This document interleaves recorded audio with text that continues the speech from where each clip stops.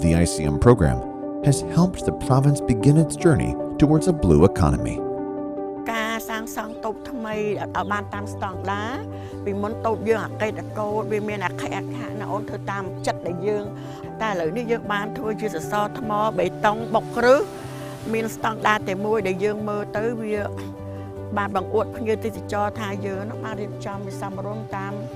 ក្បួនខ្នាតត្រឹមត្រូវបរិស្ថានខាងឆ្នេរហ្នឹងពីមុនមកគាត់មិនដែលបានជួយដូចរាល់ថ្ងៃហ្នឹងទេឥឡូវតែព្រលឹមឡើងគឺមានក្រុមការងារភ្នាក់ងារគេគឺគេមាន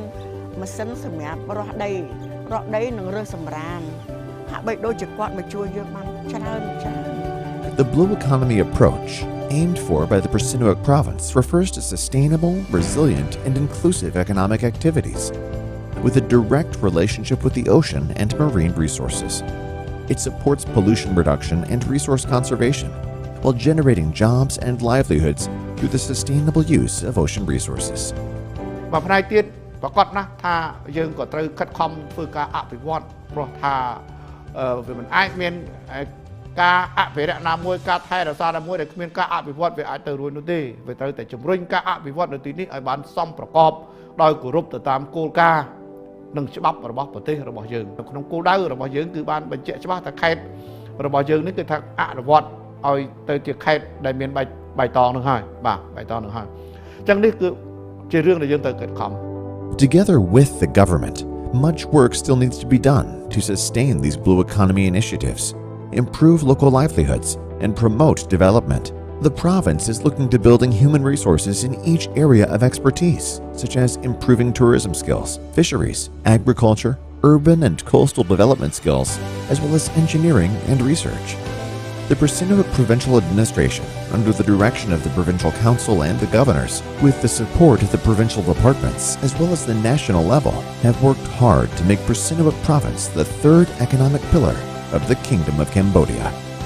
Together with its citizens, this once sleepy province is on its way to transforming itself into a progressive economic hub in the region.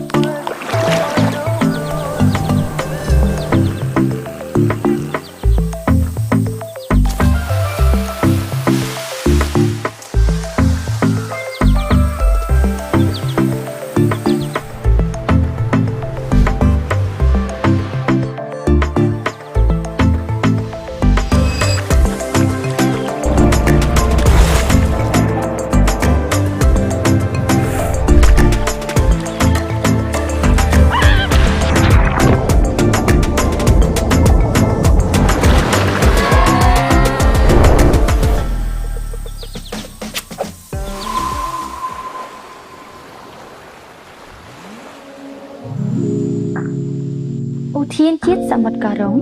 miền tây tăng thật là trực nhé sạ mật này khát bè xe nú, mình miền phiệp là bầy là bánh, thà chỉ có than súa đặt ngọc ngắt phòng đài. Có rống, tự bàn chắc tục chỉ ở trên chiết sạ mật đậm bông kế, rồi bọcប្រទេសកម្ពុជាក្នុងឆ្នាំ2016 អូសៀនជាតិនេះគ្របដណ្ដប់លើផ្ទៃកោះចំនួន7រួមមានកោះរងសន្លឹម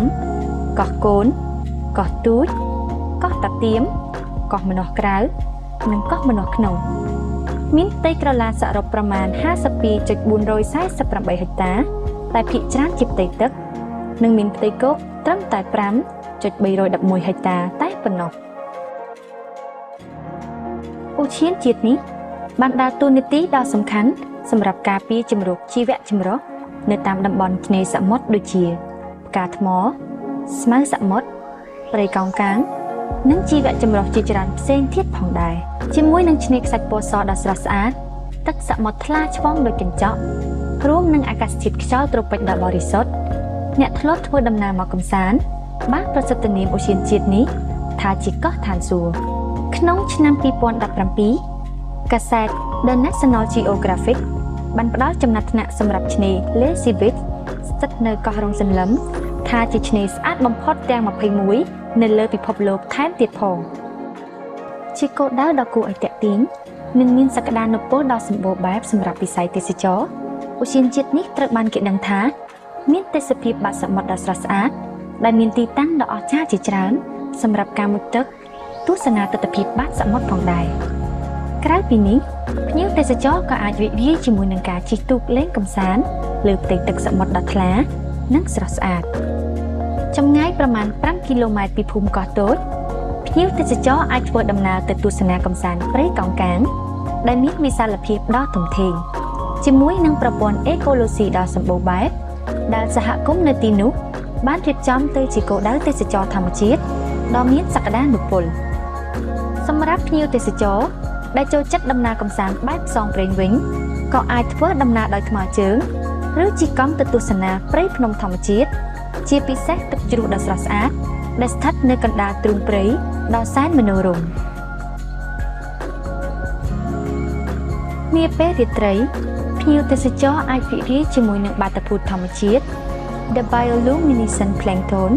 ដែលបញ្ចេញពន្លឺភ្លឺផ្លេកដូចផ្កាយនៅលើមេឃដែលជាផ្ទាំងទស្សនីយភាពដ៏គួរឲ្យទាក់ទាញជាឧទ្យានជាតិសមុទ្រដំបូងគេរបស់ប្រទេសកម្ពុជាឧទ្យានជាតិកោះរ៉ុងបានដើរតួនាទីដ៏សំខាន់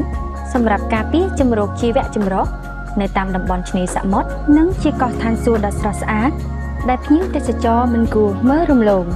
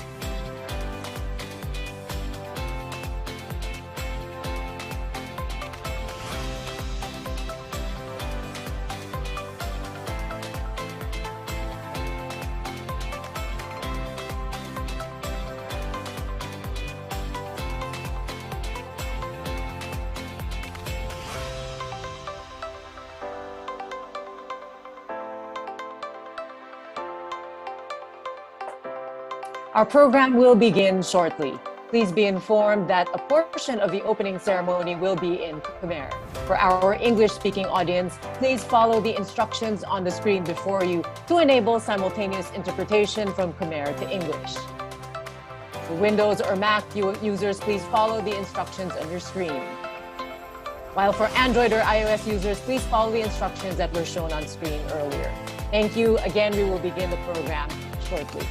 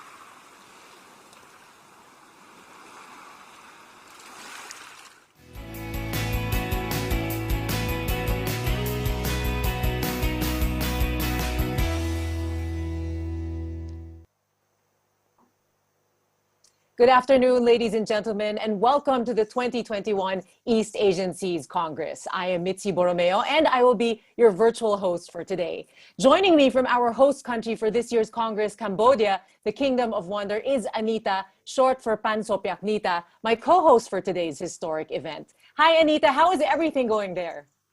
Sayon Susaday, good afternoon, Mitzi. All good here from the Independent Hotel in Sihanoukville, Cambodia. I am joined by as many as 200 plus participants from national governments, NGOs, UN agencies, and other development partners here in Cambodia. Thank you for joining us in this momentous occasion. The mood here is festive and the weather is perfect. It is windy, not too hot. It's just perfect to enjoy the beautiful sea view at Sihanoukville. I'm really excited to share this feeling with you. Thank you, Anita. We love seeing the pictures there. We wish we could be there with you. And I love what you're wearing. You blend in with the theme, oceans, right? Is that a Cambodian national attire? Yes, this is the Cambodian national attire, yeah. Beautiful. You look beautiful. And everyone looks beautiful there. Thank you very much for giving us a taste of what's happening there. Thank you also, everyone, all of you, for joining us here today for this year's Congress. I can't believe it has already been 3 years since I last hosted the 2018 East Asian Seas Congress in Iloilo City, the Philippines. For those of you who are joining us for the first time, this EAS Congress is the 7th in a series of triennial ocean conferences that aim to usher in better, stronger, and smarter regional actions that are strategically aligned with the key principles and targets of the Global Ocean Agenda. The theme for this year's Congress is Charting a New Decade of Hope, or Healthy Ocean People and Economies, and is hosted by the Royal Government of Cambodia and co-organized by their Ministry of Environment, the Provincial Administration of Phra Sihanouk, and PEMC Resource Facility, the Secretariat and Technical Arm of the Partnerships in Environmental Management for the Seas of East Asia, or PEMC for short. Excellencies, ladies and gentlemen, to formally open today's event, may I invite His Excellency Ieng Sopalat, Secretary of State, Ministry of Environment, Cambodia, and representative of His Excellency Minister Sai Sam-al to deliver the opening remarks.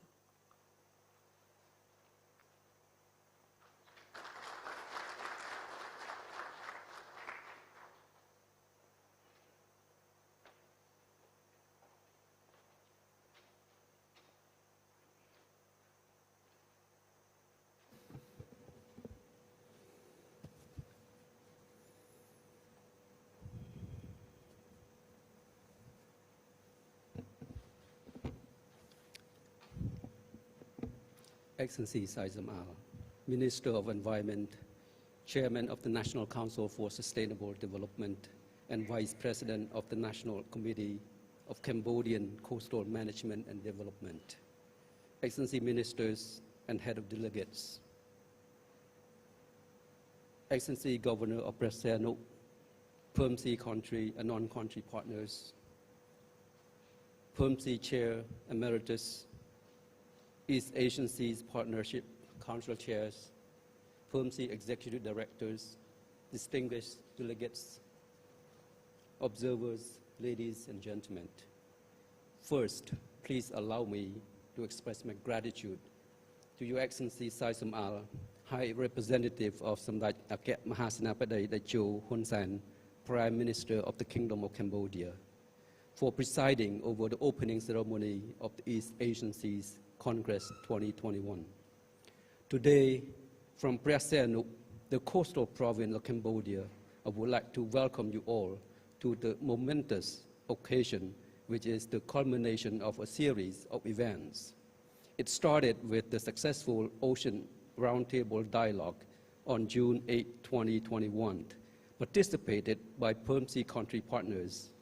During this dialogue, it was established that the blue economy is a major component of the green economic recovery programs of our countries. Coincidentally, it also marks this year's celebration of the World Ocean Day. The last 2 years have been a challenging period for our region and the world as a whole, as we were plunged into an unprecedented health crisis caused by the global outbreak of COVID-19. While the pandemic wreaked havoc to many lives and livelihoods, it has taught us many lessons. It made us rethink and reset our relationship with nature. Overcoming the pandemic and striving to restore the livelihoods and economic growth have been the top priority of all countries. We must work collaboratively in synergy to build back better. In Cambodia, we have drawn up 3 priority strategies to return to economy to high growth path, that is, economic recovery, reforms, and rebuilding resilience. We are committed to turning the COVID-19 crisis into an opportunity for more in-depth reforms, aiming at building a stronger and more resilient economic and social system. Despite the challenges from the pandemic, we have managed to make this year's Congress possible, and I would like to take this opportunity to express my deep thanks to the East Asian Partnership Council, the Permsey Resource Facility, the Provincial Administration of Sihanouk, and all involved for their great effort. Albeit virtual, given the ongoing risk and uncertainty of the pandemic, the event comes right at the time when our Permsey countries and non-country partners, networks, and other stakeholders need to get together to learn about the latest developments and innovations on coastal and marine governance. We must also build on and recalibrate existing management interventions and set a clear roadmap to 2030 to sustain momentum of building meaningful and transformative solutions for sustainable, resilient, and inclusive economy. The theme for this Congress is charting a new decade of hope, healthy oceans, people, and economies, which is full of optimism and motivation to put forth our very best efforts as a region. Despite our differences in national culture, political system, and development status, we have demonstrated our firm commitment in carrying out the sustainable development of the East Asian coast and oceans for the benefit of present and future generations. In 2018, we met to reaffirm our shared commitments for the sustainable development of the seas of East Asia, to reach our shared vision for healthy oceans, people and economies of the region. We noted with pride that Permsey is still at the forefront of developing knowledge and capacity to build climate-smart policies and establish ocean-based blue economy. Therefore, we believe Permsey remains relevant and is well-positioned to continue performing its role as a regional platform. It encourages the development of common practices, building capacity, and implementing joint actions alongside smart financing to deliver economic and social dividends, as well as protect biodiversity and address shrinking coastlines. Excellency Ministers, Excellencies, ladies and gentlemen, it is highly expected for us to deliver the fruitful deliberations and results towards promoting sustainable coastal and ocean governance in the run-up to 2030. We will do this by harnessing private and public financing and investment to promote a blue economy, and empowering young scientists and promoting innovation under the United Nations Decades of Ocean Science. I therefore wish and encourage for everyone's active participation in this important convention. Finally, on behalf of the organizing committee, the Ministry of Environment, the Provincial Administration of Sihanouk, and Permsey, I would like to express our sincere thanks for the vital contributions to the hosting and organizing of the 2021 EAS Congress. And I wish this Congress a great success. Thank you.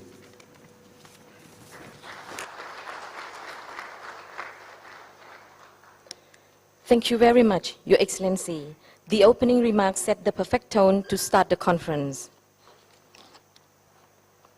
The next part of our program will be done in Khmer. For our English-speaking audience, giving his own message, kindly follow the instruction on the screen before you to enable the simultaneous interpretation from Khmer to English. To give his own welcome message, His Excellency Governor of the Provincial Administration of Sihanouk, Cambodia, the local government host of the 2021 EAS Congress and the 2021 Annual Forum of the PNLG, or the PEMC Network of Local Government. Ladies and gentlemen, please welcome His Excellency Governor Kuch Chamran.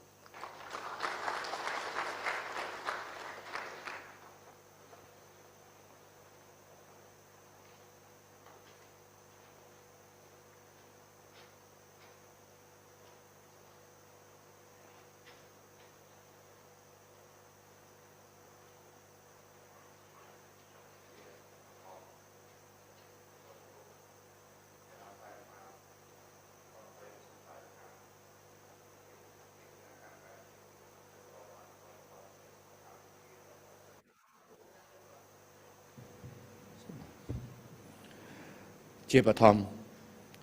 nhưng mà xôm group, ai đam sai sầm al, rồi mình thấy cái xuông Paris than, nâng chia nút bát thiên cái nãy cam cá chết group krong, api vót đồng bón chne sầm mật Campuchia, chia đầm nang độc pung pu, sầm đại nhạc kẹ Mahasena ở đây để cho hôn sai,ในยอรอมไตรในประเทศเชียนจากกัมพูชีจิติกรุบดอกปุ่มปู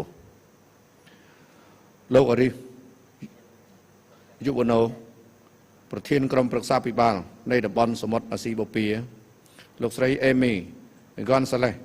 ในยอปฏิบัติองค์การปัมซีโลกบัณฑิตแอนโดรฮาซอนในยอการวิธีอภิบาลกิจทนเทียนตึกนังสมุทรในการวิธีอภิวัตองค์การ UNDP โลกแดนนี่เอเล็กซานเดอร์อนุประเทศพนัยโกนโยบายนังยุทธศาสตร์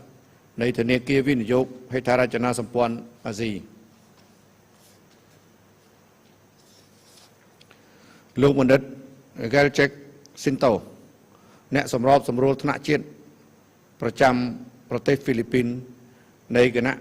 กรรมการมหาสมุทรอันตรจิตลูกสไลอากิโกยามาโมโตประเทศกรมธนาดำบอนในทุนเทียนอากาศเทียนนังธรรมพลในองค์การ UNDP ประจำที่กรุงบางกอกลูกเฟรงเปลิสมนตรีบังโกลในยุทธศาสตร์นังโกนโยบายในธนาคารวินิโยกให้ทาราชนาสัมพันธ์อาซีไอดอมเอียงสปาร์ไลท์ไอดอมโลจมติวโลลูกสไลสมาชิกในองค์พิธีตงมูลจิติเมตรัยไงนี่ต่างเนียมกรมปรึกษาคณะอภิบาลเขตมนตรีราชการกองกำลังประดับพุทธนั่งทงเนียมครุนยมตอลยมส้มสมได้แนวเกี่ยวกับกิจสวากุมอย่างเกาะกระดาประกอบด้วยอัตนัยดจิตเจริญจำพวกวัตเมียนไอ้ดำไซสมอัล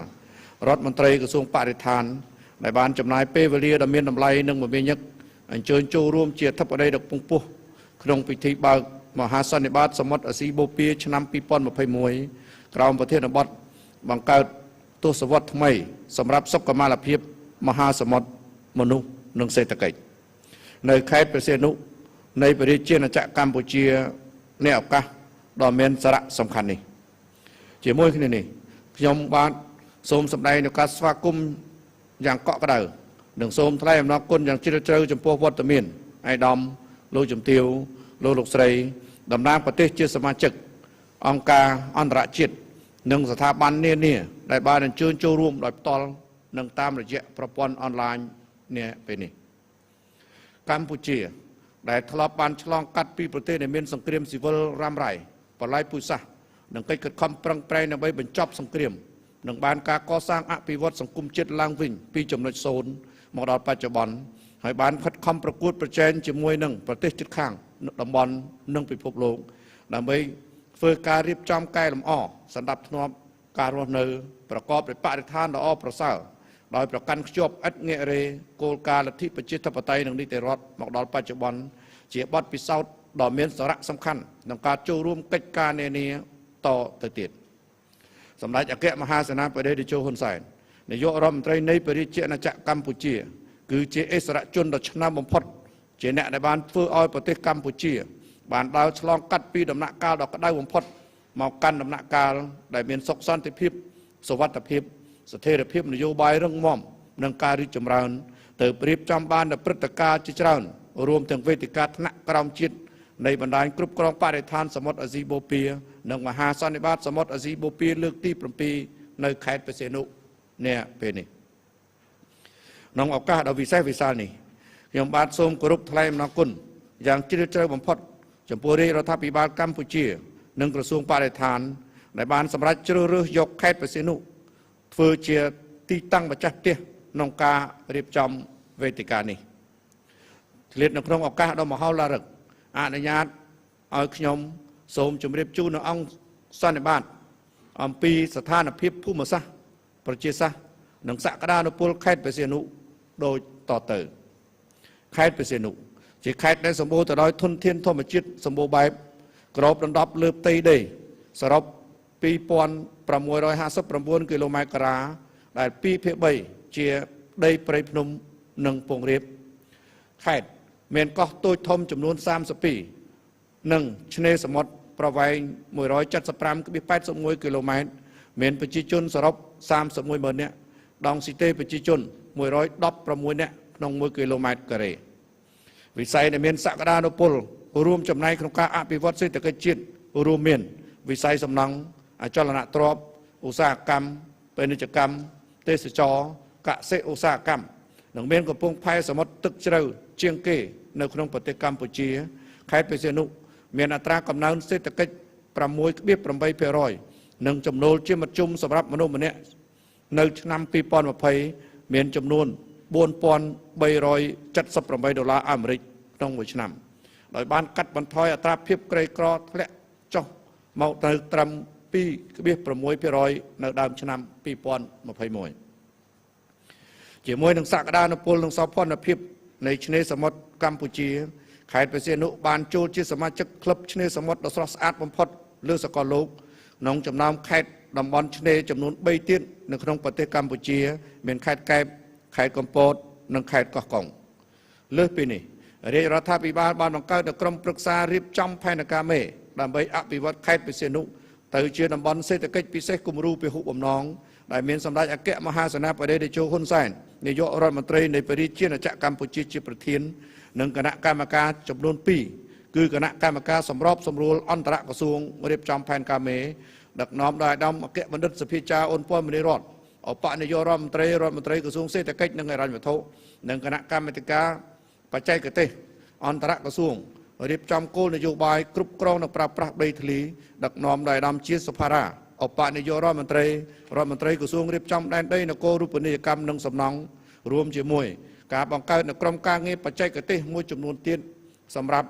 ដឹកនាំសម្របសម្រួលការរៀបចំផែនការមេដើម្បីអភិវឌ្ឍខេត្តបរសេនុជាតំបន់សេដ្ឋកិច្ចពិសេសគំរូពហុបំណងស្របតាមគោលនយោបាយអភិវឌ្ឍវិស័យឧស្សាហកម្មកម្ពុជាឆ្នាំ 2015-2025 សម្ដៅជំរុញកំណើនសេដ្ឋកិច្ចជាតិឈានទៅសម្រេចបានឋានៈជាប្រទេសដែលមានប្រាក់ចំណូលមធ្យមកម្រិតខ្ពស់នៅឆ្នាំ 2030 និងជាប្រទេសដែលមានប្រាក់ចំណូលខ្ពស់នៅឆ្នាំ 2050 គណៈអធិបតីជាទីគោរពដ៏ពងពោះ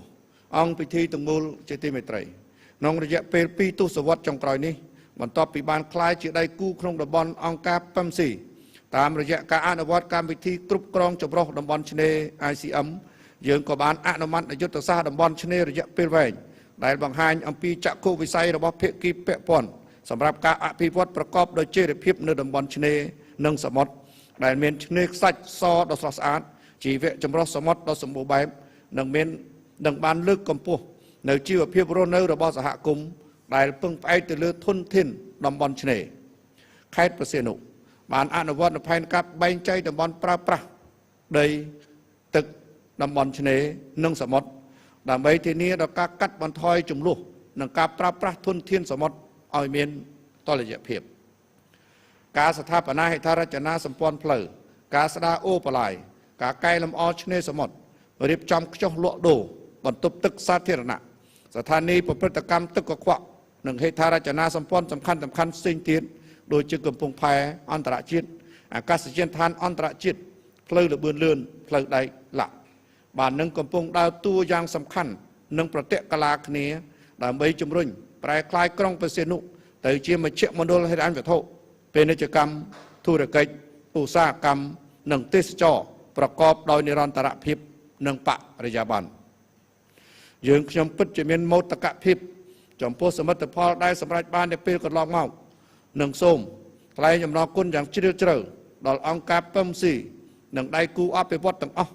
ដែលបាននឹងកំពុងបន្តកិច្ចគាំទ្រក្នុងការអនុវត្តកម្មវិធីគ្រប់គ្រងចម្រុះតំបន់ឆ្នេរក្នុងខេត្តបេសេនុជាពិសេសគណៈកម្មការជាតិគ្រប់គ្រងនិងអភិវឌ្ឍតំបន់ឆ្នេរសមុទ្រកម្ពុជានិងសូមថ្លែងនូវការកោតសរសើរនិងវាយតម្លៃខ្ពស់ចំពោះបណ្ដាមន្ទីរអង្គភាពជំនាញអង្គការដៃគូសង្គមស៊ីវិលសហគមន៍មូលដ្ឋាននិងអាជ្ញាធរពាក់ព័ន្ធគ្រប់លំដាប់ថ្នាក់ព្រមទាំងប្រជាពលរដ្ឋនៅខេត្តបេសេនុក្នុងកិច្ចខំប្រឹងប្រែងពង្រឹងយន្តការអភិបាលកិច្ចល្អនិងការអនុវត្តសកម្មភាពនៅមូលដ្ឋានដើម្បីដោះស្រាយការប្រែប្រួលអាកាសធាតុនិងកាត់បន្ថយហានិភ័យគ្រោះមហន្តរាយសម្ដៅការការពារនិងការស្ដារឡើងវិញនៅទីជម្រកធនធានធម្មជាតិធានានៅសន្តិសុខស្បៀងការគ្រប់គ្រងប្រភពទឹកផ្គត់ផ្គង់ទឹកស្អាតនិងការគ្រប់គ្រងសំណល់រឹងរាវនៅខេត្តព្រះសីហនុក្នុងឆ្នាំថ្មីកន្លងទៅនេះរដ្ឋបាលខេត្តព្រះសីហនុបានសហការមួយរៀបចំផែនការរៀបចំដែនដីខេត្តព្រះសីហនុចក្ខុវិស័យឆ្នាំ2030និងចក្ខុវិស័យឆ្នាំ2038សម្រាប់រដ្ឋបាលក្រុងព្រះសីហនុ2បានរៀបចំយុទ្ធសាស្ត្រអភិវឌ្ឍនិងក្របខ័ណ្ឌទីក្រុងឆ្លាត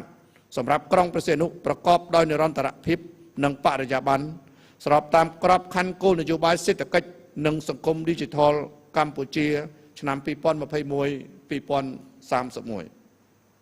3បាននឹងកំពុងជំរុញការរៀបចំផែនការមេ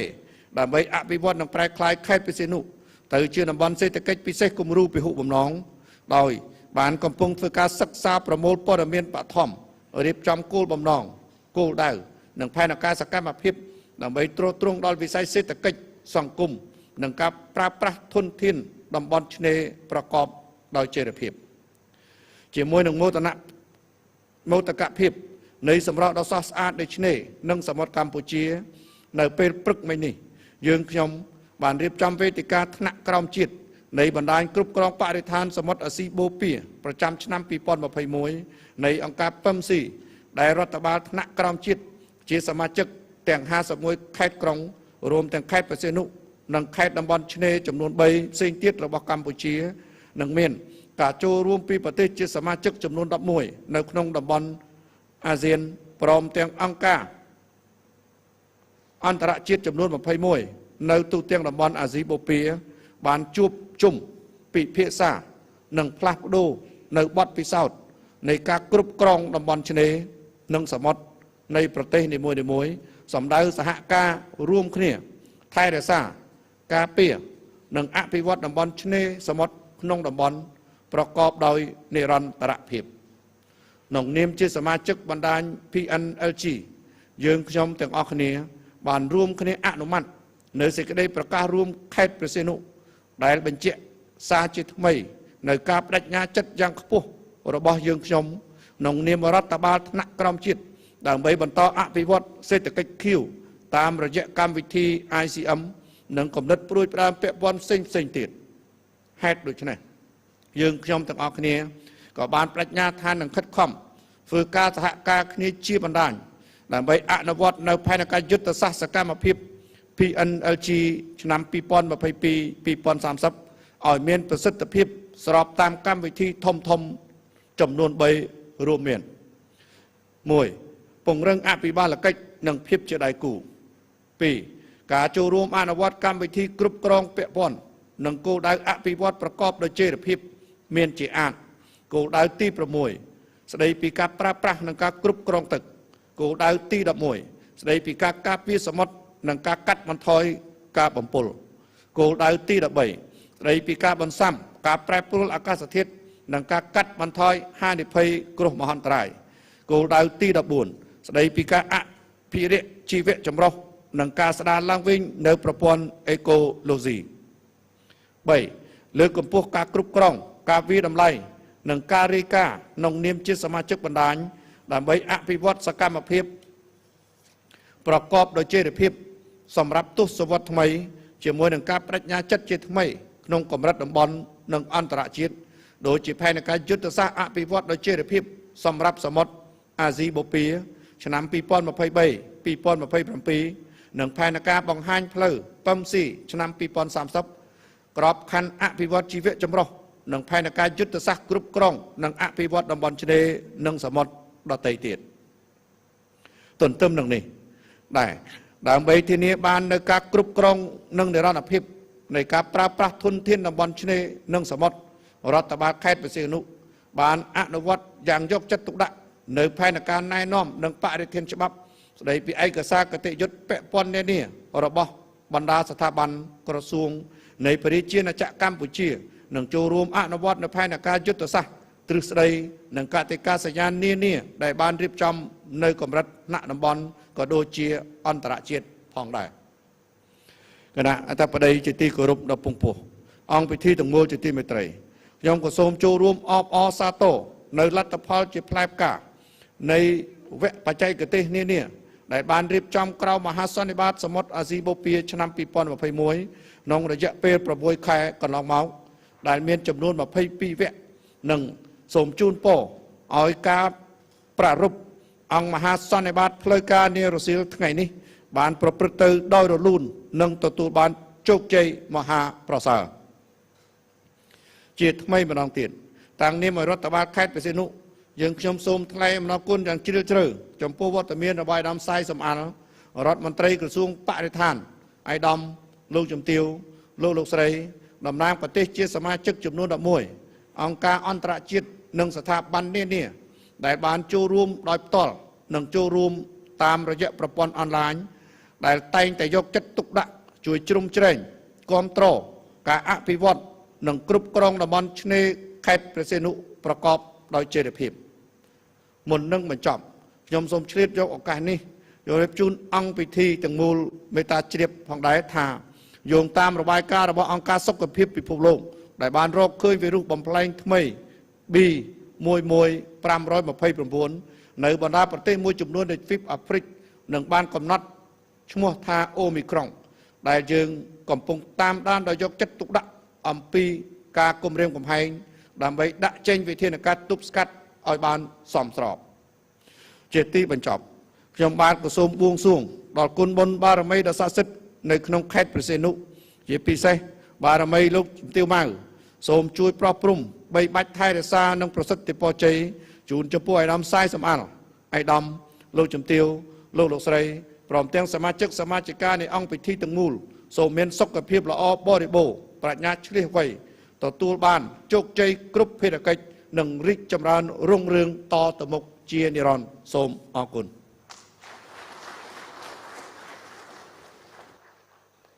Thank you, Your Excellency Governor. It is great to see the PNLG making much progress in its work, and this is evident in the number of local governments joining the PNLG, with the latest Busan of the Republic of Korea joining the mix this year. This is indeed a testament to the network influence as pioneers of using the ICM approach in the region. And as the Governor said, we would like to invite everyone to one day visit us here at Presidentville. Thank you, Anita. We all look forward to visiting there. We wish, as I said earlier, that we could be there now. It is so inspiring to hear the messages of commitment and the plans to work together to put the best of the region forward to work towards healthier oceans. Thank you very much. Once again, our next speaker is none other than the chair of the EAS Partnership Council, Mr. Arif Yuwono. Good afternoon and welcome, Mr. Yuwono. Good afternoon. Excellency Dr. Said Samal, Minister of Environment, Royal Government of Cambodia. Excellency Kuo Chamran, Governor of Provincial Administration of Sihanouk, Cambodia. Excellency Eng Sopalet, EPAG, Secretary of State.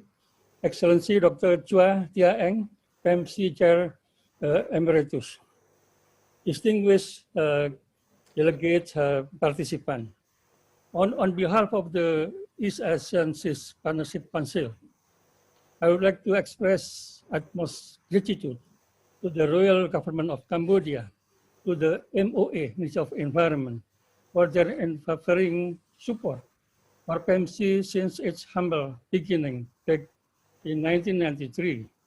and for hosting the 2021 EAS Congress. Since 2003, starting with the first Congress in Putrajaya, Malaysia, triennial event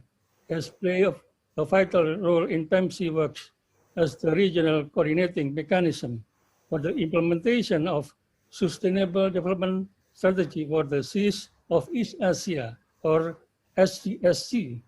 by serving as an intellectual marketplace and forum on the sustainable development of the seas of the world's fastest growing region. The Congress provides a platform for discussion and training, knowledge sharing, and networking between different sectors of society, from international organizations, multilateral banks, and local government, down to the scientific community, youth sector, and private firms, academy, civil society, and other development partners. This culminates in the initial forum where the ministers from the PMC 11 country partners convene to set future policy direction and commitment. The year's Congress marked an important milestone. Tomorrow, 11 country ministers shall sign the 7 EAS ministerial declaration to reaffirm their commitment in championing blue economy in the region and chart points for action by the EAS partnership in the new decade to achieve the shared vision of healthy ocean, people, and economies, and also to respond to the global call for green recovery through the adoption of the PMC roadmap to 2030. The roadmap builds on the gains and lessons learned from implementing the SDSC over the years, as well as previous EAS ministerial commitment, and will guide the formulation of the SDSC implementation plan 2023 to 2027, which will translate the agreed priorities in the 7 EAS ministerial declaration into concrete action. It also articulates the need for enabling policies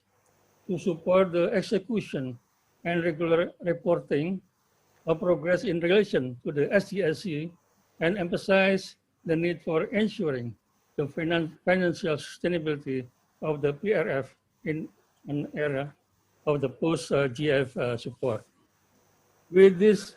I invite everyone to actively participate in the main conference. I look forward to the conclusion and recommendation that we will derive later on, as this can serve as vital input in the development of the next SDSC implementation plan. Thank you, and I wish everyone a pleasant day ahead. Thank you very much, Mr. Yuono. Clearly, we have a lot in store for this year's Congress, and we can see that amidst the challenges, there is still so much to look forward to. In addition to the approval of the PNLG Strategic Action Plan 2022 to 2030 a while ago, and tomorrow's signing of the 7th EAS Ministerial Declaration, we also had this morning the inauguration of the PNLC, or PMC, network of learning centers that was initially launched in 2015. The inauguration involved the signing of the PNLC Charter, a legally binding document that finally formalized the network. Excellencies, ladies and gentlemen, without further ado, I have the honor to invite our distinguished guest, His Excellency Sai Samal, Minister of Environment, Chairman of the National Council for Sustainable Development, Vice President of the National Committee of Cambodian Coastal Management and Development, and High Representative of Samdech Akek Mahasenapadej Techo Hun Sen, Prime Minister of the Kingdom of Cambodia, to deliver the keynote address.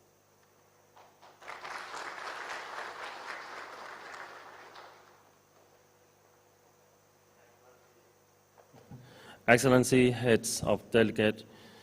PEMC country and non-country partners, East Asia Seas Partnership Council chairs, PEMC executive directors, Governor of Presiano Province, distinguished participants, ladies and gentlemen. On behalf of the Royal Government of Cambodia, I would like to extend my warm welcome and thanks to the esteemed heads of delegations and distinguished guests for attending our PEMC Congress 2021. I would also like to express our sincere appreciation to PEMC Secretariat, Presiano Provincial Administrations, as well as all technical team for making this significant event possible, despite enormous challenge of COVID-19. With our firm commitment, strong solidarity, and close cooperation among PEMC members and stakeholders, we have jointly realized many achievements and will keep such a strong spirit in order to chart a new decade of healthy oceans, people, economies for better tomorrow, our regions and beyond. The theme of our Congress, charting a new decade of healthy oceans, people and economy, is very fitting for PEMC as well as for Cambodia. The first thing I'm pleased to emphasize here is the many achievements of our corporations under PEMC mechanism. These have laid a strong foundation for moving forward our agenda to further ensure marine protection, sustainable livelihood of the people, and sustainable blue economy, which is an important driver of growth. We need to build on these achievements. For the past 2 decades, being the key coordinating mechanism for regional ocean governance and partnership, particularly for sustainable development strategy for Sea of East Asia and a shared marine strategy among 14 countries in the region, PEMC has effectively been working with national and local government, community, development partners, research and science institutions, and private sectors. Crucial networks such as learning center also contribute their expertise and coastal management skill to the shared goal of SDAS-C. So far, PEMC have achieved over 70% coverage of the region coastal under ICM, impact more than 42,000 kilometers of coast line and over 146 million people living in coastal and watershed area. This is significant as the seas of East Asia contain 1/3 of the world mangroves, seagrass bed, and coral reef. These sea contribute up to 15 to 20% of the combined GDP of the 10 countries, 40% of the world production in capture fishery, and 80% of global aquaculture's output. It also important transport 90% of all marine trade because it houses the top 5 largest seaports and receives 26% of all international tourism arrival. These are all key ingredients to drive regional economy, ensure food security, reduce poverty and unemployment, and improve overall well-being of our people. The second point I would like to make is that the theme well reflects the development priority of Cambodia as well as Presiano, one of our 4 coastal provinces. Cambodia coastline spans about 440 kilometers, and our marine sectors include fishery, port, shipping, and coastal tourism,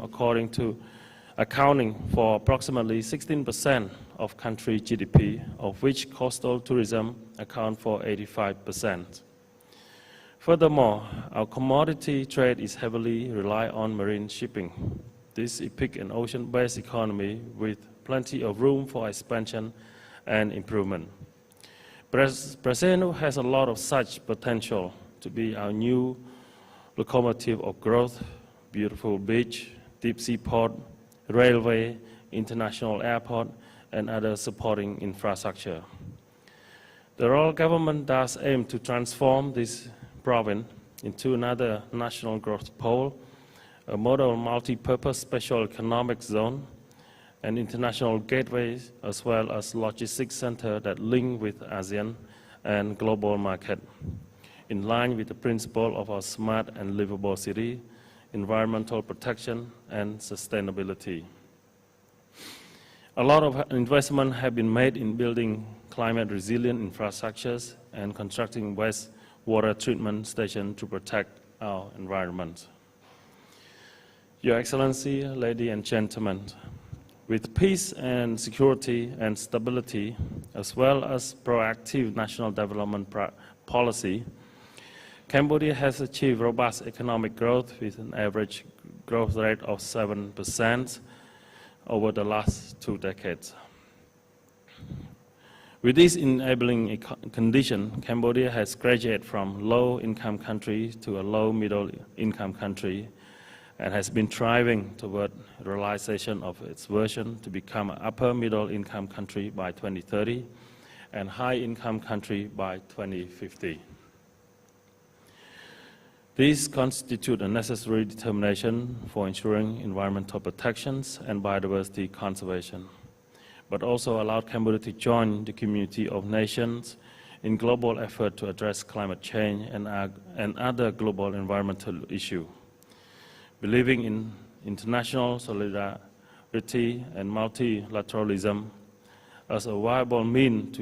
to this end, Cambodia has joined all relevant conventions, agreement, protocol, and integrate themselves into our national legal and policy framework. This was echoed by a recent address by Samdech Akep Mahasana Padej San, Prime Minister of the Kingdom of Cambodia, during the 13th Assam, as well as our national statement at the COP26. Despite disruption caused by COVID-19, Cambodia remained highly committed to promote inclusive and sustainable development, as reflected in our socio-economic policy agenda, such as Rectangular Strategy Phase 4, where environmental protections and climate action have high priority, National Strategic Development Plan, National Policy on Green Growth, National Environmental Strategy and Action Plan, and Cambodian Climate Change Strategy, as well as our new investment law that has just been proclaimed by our parliament. To address the COVID-19 impact, the Royal Government has been doing all necessary to protect life and livelihood of the people and mitigate the impact on our economy. We have been implementing very stringent health and social measures, providing timely care and treatment, and carrying out comprehensive vaccination program. As a result, Cambodia can gradually reopen all sectors and is working very hard on the post-pandemic recovery. As we are putting our utmost effort in this socio-economic recovery, adjusting to new norm of living with COVID-19, it is more important than ever we strengthen our closer cooperation and multilateralism as a foundation for regional peace and stability, as well as for vaccination of rollout and inclusive, low-carbon, sustainable development. Indeed, this remains an important imperative event in a post-pandemic world if we are to ensure global growth, not only sustainable, but also shared. Excellency, ladies and gentlemen, I'm glad to see that over these 2 days, our Congress will give the environmental economy society nexus an important place in our agendas. Indeed, environmental issues in general are at the heart of the national and global development agenda. Thus, advancing and adhering to regionalism, multilateralism are important principles and framework for cooperation to address growing challenge in all areas, more particularly our common environmental problems such as marine debris and climate change. There is a need for our PEMC to foster sustain healthy and resilient coast and ocean community and economy across the Sea of East Asia through integrated management solutions and partnership. Through PEMC mechanism, we are in a good position to provide solutions for effective management of coast and ocean across the shared Sea of East Asia, as we have been doing over the past 2 decades. It is expected that this Congress aspires to usher in better, stronger, wiser regional initiatives that are strategically aligned with global ocean agenda main principles and targets. We anticipate more coordinated effort to achieve SDG, including significant improvement in effective coastal and marine management, supporting for sustainable economic growth and blue economy, ecosystem rehabilitation, protection, adaptive and resilient community, food security, livelihood opportunity, pollution and waste management, and water use and supply management. Your Excellency, ladies and gentlemen, I am confident that by getting all stakeholders together virtually to review the progress and put forward our future strategic action, this year Congress will bring about emerging solutions for stronger partnership to chart action in the new decade to achieve the vision of healthy oceans, people and economy for our region. We will be able to respond to global call for green recovery strategy post-COVID-19 and to strengthen PEMC network of local government to jointly realize shared sustainable development of our region as a whole, particularly for sustainable coastal development in East Asia regions. I look forward to the result of discussion during this Congress and to the PEMC Roadmap 2030,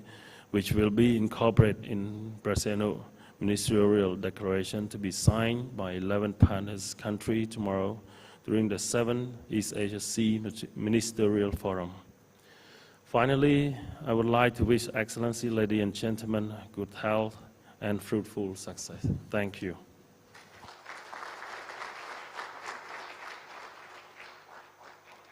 Thank you, His Excellency Minister, for sharing the state of blue economy and the program on coastal governance in Cambodia. Indeed, our country ocean-based economy has plenty of room to improve and expand, and we are rooting for the leadership to ensure that this development is sustainable, resilient and inclusive, so we can have continued healthy and prosperity that everyone can benefit from. Now, I turn you over to Mitzi for the next part of our program. Thank you, Anita. In this plenary session, we will hear from globally recognized experts and panel discussants on the future of our seas in the region. Our first presenter will discuss where we are in terms of achieving UN Sustainable Development Goal 14 about life below water. Let's all welcome the head of the Water and Ocean Governance Program of the United Nations Development Program, Dr. Andrew Hudson. Excellencies, distinguished representatives, all participants, good morning, good evening, and good afternoon. On behalf of UNDP and UNDP Administrator Akeem Steiner, welcome to the 2021 East Asian Seas Congress.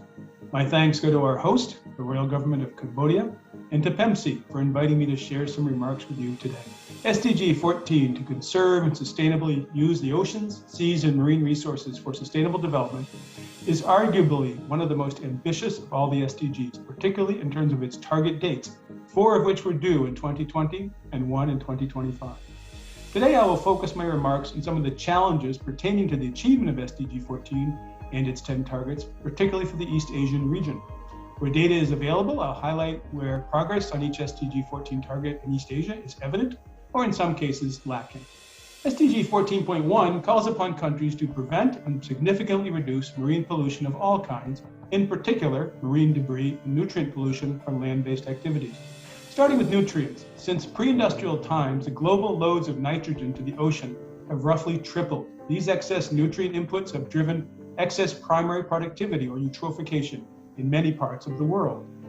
This result has been a nearly exponential rise in the occurrence of coastal low oxygen or hypoxic areas, estimated by UNEP to number well over 500, and many of these in East Asia. Globally, very recent analysis suggests that about 2/3 of the excess nitrogen reaching the ocean derives from the agriculture sector, fertilizer runoff, as well as poorly managed manure. The remaining third comes from untreated or poorly treated wastewater. In fact, very recent data from Halpern et al. Indicate that Asia accounts for nearly 60% of wastewater nitrogen emissions to coastal areas. Tools that can be used to address nutrient pollution include pollution taxes, tradable emissions permits, and other incentives to optimize fertilizer use efficiency, reduce manure loss, and promote the recovery and reuse of nitrogen from wastewater. Now, despite these figures, data on chlorophyll A levels in coastal waters suggests some progress is being made on this target in East Asia, with a nearly 50% decline in chlorophyll A levels compared to the highs observed between 2006 and 2013. The other priority pollutant cited in SDG 14.1 is marine plastics pollution. Globally, it's estimated that some 5 to 13 million metric tons of plastic are entering the ocean each year from land-based sources, as well as still not fully quantified volumes from lost and abandoned fishing gear. Asia is ranked as one of the leading sources of marine plastics pollution due to rapidly increasing production and consumption of plastics combined with inadequate management of solid waste. At the same time, many nations, including some in East Asia, have taken steps to reduce and prevent marine plastics pollution, such as bans on plastic bags and other single-use plastics, the introduction of extended producer responsibility schemes, and so forth. The Republic of Korea, for example, has seen roughly a halving of marine plastics levels in its coastal waters in the 10-year period ending in 2017. At the same time, it is increasingly being acknowledged that plastics pollution is a truly global issue, with plastics pollution found at both poles, in the deepest ocean trenches, and everywhere in between. The plastics economy involves major sectors of the global economy, from petrochemicals producers of feedstock and resins to the diverse range of companies that use plastics in their products. As with the challenge of addressing ozone depletion achieved through the Vienna Convention and the Montreal Protocol, global environmental problems involving global sectors require global solutions. This has led to a recent strong push by many nations calling for the initiation of a negotiation process for a global legal instrument on plastics. Such an instrument, ideally by harmonizing standards on everything from allowable plastics resins to recyclability to product design that favors recovery, reuse, and recycling, could be a game changer in closing the loop on the to date still largely linear plastics economy. An estimated 20% of global mangroves have been lost since 1980. Globally, some 27% of coral reefs have disappeared and 29% of seagrass habitat has vanished. Each of these marine habitats provides critical ecosystem services to humanity, including acting as important carbon sinks. SDG 14.2 calls on countries to sustainably manage and protect marine and coastal ecosystems to avoid significant adverse impacts. Its indicator is the proportion of national exclusive economic zones that are managed using ecosystem-based approaches, such as marine spatial planning, integrated coastal management, and other area-based approaches. Through the long-running efforts of PEMC, East Asia has emerged as among the global leaders in the piloting and scaling up of integrated coastal management. From a baseline of near zero in the mid-90s, East Asia now has 144 ICM sites, representing a cumulative 40.4% of its over 225,000 kilometers of coastline. This achievement represents a transformational impact on ocean and coastal management and governance in East Asia that PEMC has facilitated. It's widely understood that around 30% of all the carbon dioxide derived from the burning of fossil fuels dissolves in the surface ocean, forming carbonic acid. As a result, the ocean is acidifying at the fastest rate in at least the last 25 million years, if not possibly the entire history of the planet. SDG 14.3 calls on nations to minimize and address the impact of ocean acidification. Average surface ocean pH, a measure of acidity that uses a logarithmic scale, has already decreased by 0.05 to 0.1 pH units, representing a 30% increase in acidity. A more acidic ocean impairs the metabolic functioning and even behavior of many marine species and makes it more and more difficult for shell-forming species, from the smallest phytoplankton, the base of the food chain, to some shellfish species, to form their calcium carbonate skeletons and shells. In a business as usual greenhouse gas emissions scenario, ocean pH could drop an additional 0.3 to 0.4 units by 2100, which would almost certainly be catastrophic for ocean ecosystems at a global scale. The last major ocean acidification and warming event during the Paleocene-Eocene boundary some 56 million years ago coincided with a major ocean mass extinction. The solution to preventing dangerous levels of ocean acidification is, of course, the same as the solution to global climate change. It is for all countries to meet their obligations under the Paris Agreement towards halving global greenhouse gas emissions by 2030 and ultimately towards zero or very low net emissions. As shown here, with the Asia-Pacific region responsible for just over 50% of global emissions, every country needs to share in the responsibility of rapidly shifting to a low-carbon economy to address the tightly linked challenges of both ocean acidification and climate change. SDG 14.4 calls upon countries to end sustainable IUU and destructive fishing practices towards moving fish stocks to sustainable levels. FAO data demonstrate the dramatic increase in the proportion of global fish stocks that are overexploited from only around 10% in 1970 to 34% today. In the exclusive economic zones of East Asian countries, fish catches have been roughly stable or declined slightly since the late 1990s. Recent FAO data indicate a slight 5% decrease between 2015 and 2017 in the proportion of stocks fished sustainably in the Western Central Pacific Ocean, but a sizable decline in the proportion of stocks fished sustainably in the Northwest Pacific from 83 to 65%.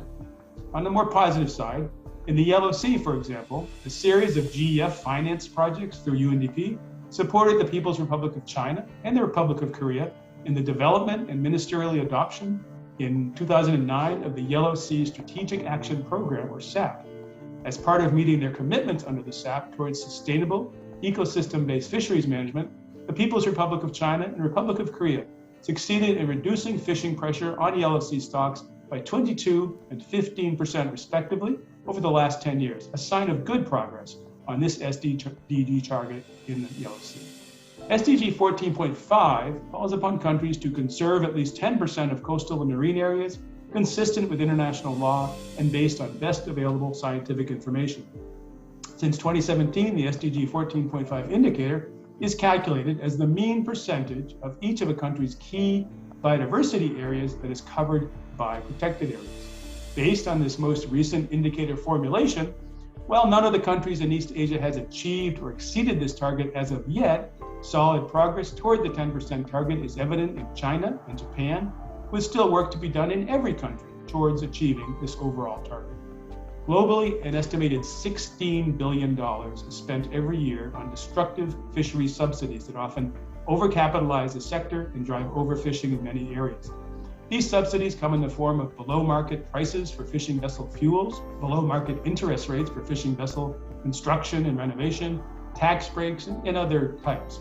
SDG 14.6 calls for an end to destructive fishing subsidies that promote overfishing. Now, while there isn't much recent data, the trends for the first decade of the 21st century showed solid progress in reducing fisheries subsidies in Cambodia, Brunei, Indonesia, Malaysia, Myanmar, and Singapore. Less progress was seen in China, Japan, the Republic of Korea, the Philippines, and Thailand, but much more progress may in fact have been achieved in the period since 2009. SDG 14.7 aims to increase the economic benefits from the sustainable use of marine resources, including fisheries, aquaculture, and tourism, in SIDS and least developed countries. Somewhat strangely, the indicator mentions only the contribution of sustainable fisheries to GDP, but I think the intent was for these countries to more broadly benefit from their overall blue economy. Now, while only 2 of East Asia's countries, Timor-Leste and Cambodia, are considered LDCs, in each the ocean economy contributes significantly to GDP, with Cambodia at 16% of GDP and Timor-Leste at 87%. Timor-Leste is a truly blue economy. Nearly all the other countries in East Asia also show very high percentage contributions from their blue economies, 28% in Indonesia, 10% in China, 21% in Vietnam, and 23% in both Malaysia and Thailand. These figures underscore just how important the sustainable blue economy is to this region and its ongoing economic development, poverty reduction, and leaving no one behind. PEMC is helping the countries of East Asia to really realize their blue economy ambitions, identifying trends, risks, and opportunities in a suite of 9 ocean industries, along with governance, investment, and other key considerations to maintain and further grow the sustainable blue economy in East Asia. SDG 14.A calls for an increase in scientific knowledge, development of research capacity, and promoting the transfer of marine technology to improve ocean health. The target's indicator is the proportion of total research budget allocated to research in the field of marine technology. Now, unfortunately, there isn't much granular data available on the amount of ocean R&D spending in East Asian countries. However, as a proxy, one can look at overall spending on science, technology, and innovation. Not surprisingly, this indicator is closely associated with the level of development with some of the highest figures for the Republic of Korea, Japan, China, and Singapore. Several other East Asian countries have shown rapid rates of growth in this area. Thailand more than doubled R&D spending from 0.44 to 1% of GDP from 2013 to 2017. Indonesia tripled its contribution from 2013 to 2018, while Vietnam increased its share from 0.37 to 0.53% between 2013 and 2017. These figures all bode very well for continued growth and progress in East Asia for ocean research and technology development for a sustainable blue economy. Target 14.B commits to providing small-scale fishers with access to resources and markets. The indicator is progress by the countries in the degree of application of a legal, regulatory, policy, and institutional framework which recognizes and protects access rights for small-scale fishers. Now, as much as 1/2 the total fish catch in the developing world is by small-scale versus industrial fishers, underscoring the important role of the small-scale sector for economic development, food security, and poverty reduction. Overall, East Asia appears to be progressing well in terms of its protection of the rights of small-scale fishers, with most countries where data is available showing moderate to strong protection. Target 14C is to enhance the conservation and sustainable use of oceans and their resources by implementing international law, as reflected in the United Nations Convention on the Law of the Sea. The indicator for this target is the number of countries making progress in ratifying, accepting, and implementing through legal, policy, and institutional frameworks ocean-related instruments that implement international law as reflected in the United Nations Convention on the Law of the Sea. The countries of East Asia are all parties or signatories to UNCLOS, showing solid progress on this indicator. In addition, PEMC data illustrates that each of the PEMC countries has made impressive progress in ratifying other relevant regional and international instruments, including the UNFCCC, the Convention on Biological Diversity, and the Vienna Convention and Montreal Protocol. China, Japan, the Philippines, and ROC Korea have been among the most active countries in joining international agreements on environmental protection, followed by Cambodia, Indonesia, Thailand, and Vietnam. From reducing overfishing to combating pollution to scaling up area-based management, East Asia has been among the world's leading regions in making tangible progress in achieving SDG 14 targets through integrated management solutions and strategic partnerships. At the same time, gaps and challenges on several of the SDG 14 targets remain, underscoring the importance of maintaining the positive momentum and progress. I would therefore challenge the countries of East Asia to upscale, replicate, and mainstream actions to reduce nutrient and plastics pollution, engage in the ongoing global process through UNEA towards a global legal framework on plastics pollution, maintain the impressive progress the region has made in the scaling up of integrated coastal management, achieve national net zero emissions commitments coming out of Glasgow as soon as possible, continue efforts to sustain 100% of the region's fisheries that recognize the key role that small-scale fishers play, maintain progress on scaling up the designation and management effectiveness of marine protected areas,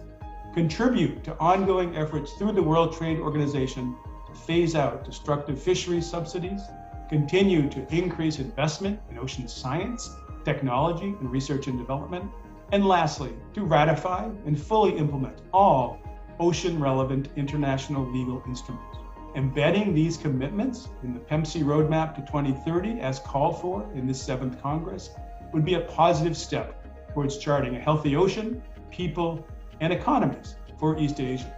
Thank you. Thank you very much, Dr. Hudson, for that very comprehensive yet straightforward assessment of the progress towards SDG 14. Much has already been done, but as we know, there's still a long way to go in the run-up to 2030. Our next presenter is the Vice President for Policy and Strategy of the Asian Infrastructure Investment Bank, or AIIB, to discuss the bank's efforts to leverage public finance and mobilize private capital to tap the region's potential for blue economy growth and sustainable finance. Ladies and gentlemen, I am pleased to introduce Sir Danny Alexander. On behalf of the Asian Infrastructure Investment Bank, I'm delighted to have the chance to join the event. I want to express my gratitude to the Partnerships in Environmental Management for the Seas of East Asia for the opportunity to speak here, and my congratulations to you and also to the Government of Cambodia for hosting this excellent event. This conference provides a great opportunity to engage with partners on promoting the blue economy. I'm only sorry that I can't be with you in person. I've just returned from the UK, where I was attending the COP26 meetings in Glasgow, and have to return to Beijing. This conference is very important because of the enormous opportunity that the blue economy represents in terms of the sustainable use of ocean resources for economic growth, improved livelihood and jobs, and ocean ecosystem health.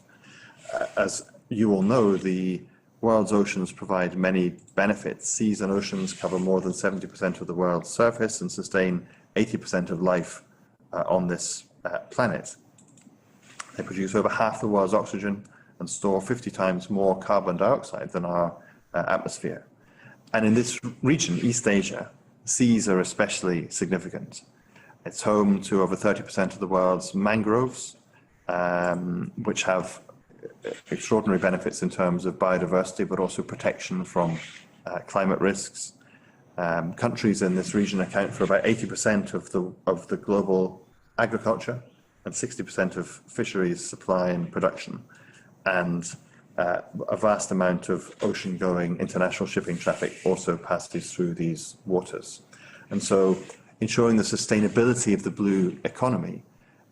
enables us to obtain value from these oceans and coastal regions while respecting their long-term ability to regenerate and ensure activities through the implementation of sustainable practices in all dimensions. Today's topic is particularly important because ocean investment is complex in nature, more complex perhaps than the typical land-based infrastructure investment. So harnessing public and private financing and investment, along with delivering positive social and environmental impacts on coasts and oceans, requires special expertise, sources to source and evaluate and develop such projects. The blue economy, of course, encompasses many activities, including marine-based activities as well as marine-related activities. And the blue economy has, in common with the rest of the global economy, been hard hit by the COVID-19 pandemic. And so addressing the combined climate, environmental, health, economic and social challenges is a daunting task, but one on which we have to act. AIB is working with our member countries across the region to promote blue economy development. Of course, AIB is a young organization. As the first new multilateral development bank of the 21st century. We were founded in early 2016. Today we have 103 members all around the world. We're a young organization and our focus is essentially on supporting infrastructure projects, land-based infrastructure in the main, which supports the sustainable economic development of our members, and particularly low and middle income countries in Asia. But we're increasingly aware of the the strong interactions between the green and the blue, if you like, and the need to adopt a holistic approach. And we're committed to being at the forefront of the global sustainability agenda. We were created at the same time as the Paris Agreement was signed, just a few months after the Sustainable Development Goals were agreed. And so these are part of the DNA of our bank, if you like. And we've, as part of our commitment to high standards, we've adopted best practices in terms of our environmental and social safeguards and our objectives. Last year was the 5th anniversary of AIB, and we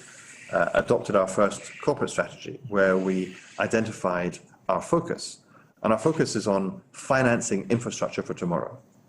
Infrastructure for tomorrow means the kind of infrastructure that our members are going to need for the next few decades of their development. And that may be quite different to what was needed in the past. And so to that end, we identified 4 major priorities. Green infrastructure,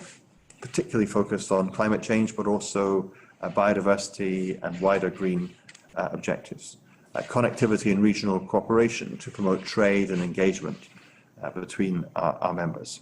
Technology is critical, and so our third priority is technology-enabled infrastructure, both investing in digital connectivity itself and also the application of digital technology to make the most of the infrastructure that we're investing in.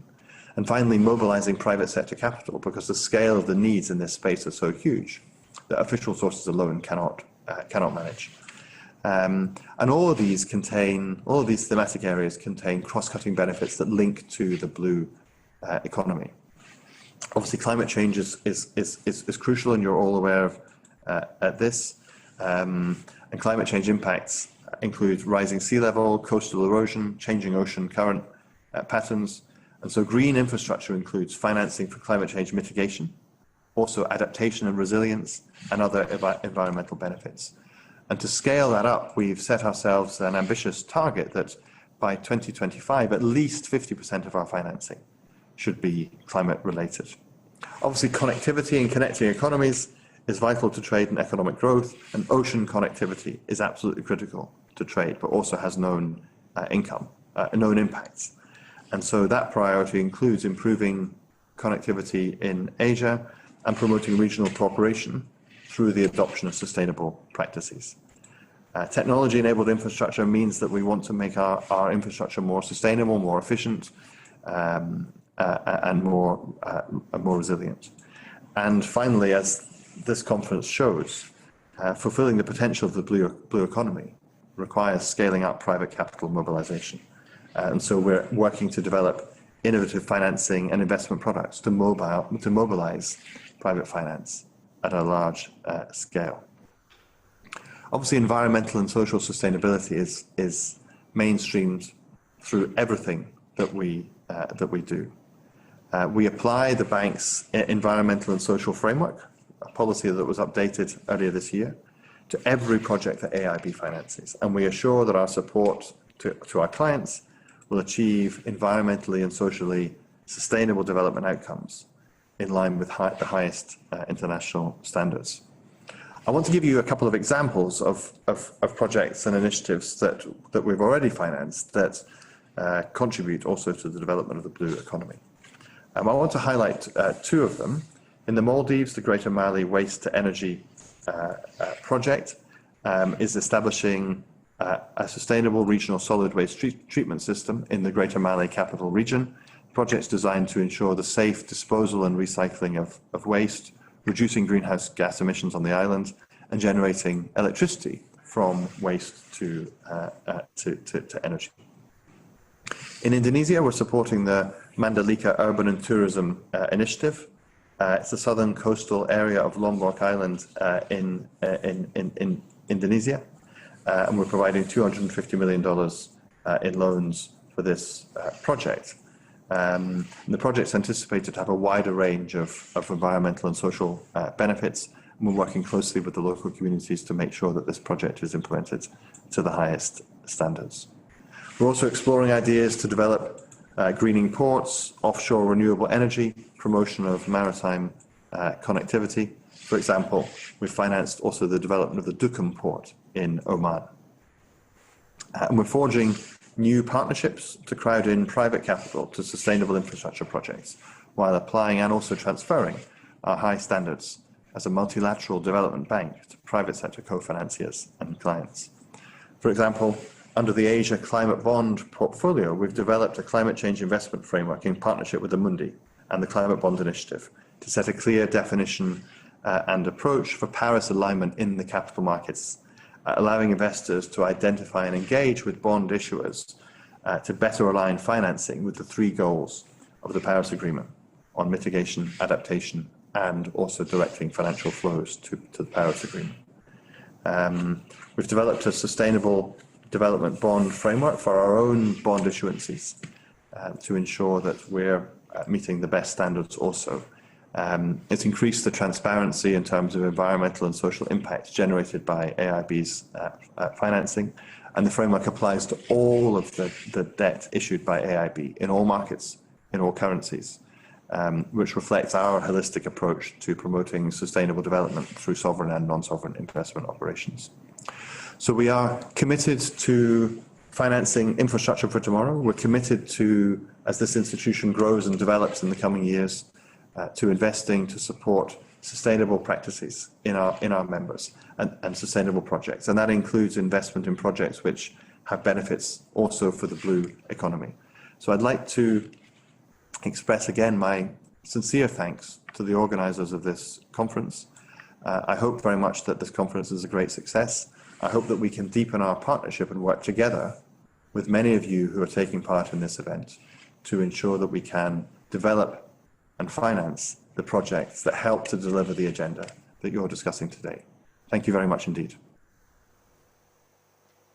Thank you very much, Vice President Alexander, for that excellent presentation that gives us a glimpse of the great prospects ahead for the region with the bank's growing portfolio on green-blue investments. And yes, let's definitely invest in a greener Asia. Now, our third and last presenter will share his thoughts on how to empower young scientists and promote innovation under the United Nations Decade of Ocean Science. Please welcome Dr. Gil Jacinto, the Philippine National Focal Person for the Intergovernmental Oceanographic Commission.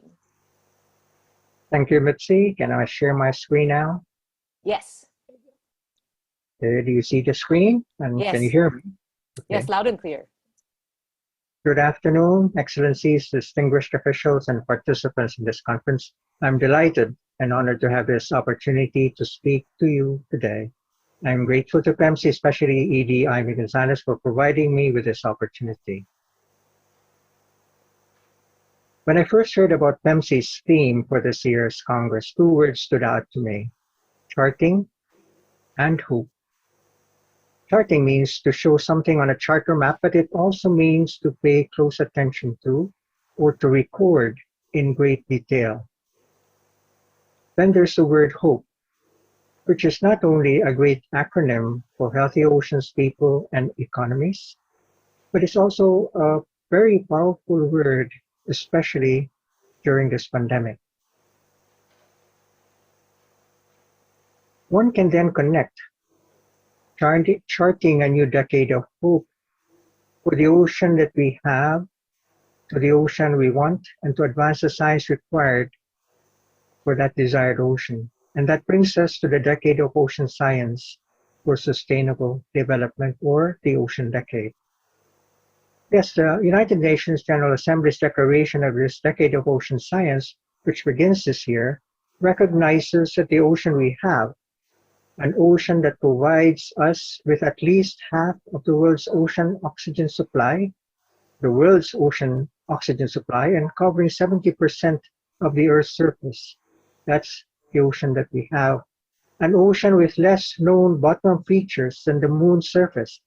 and with less investment than the space explorations pursued over the years, including the Mars expedition.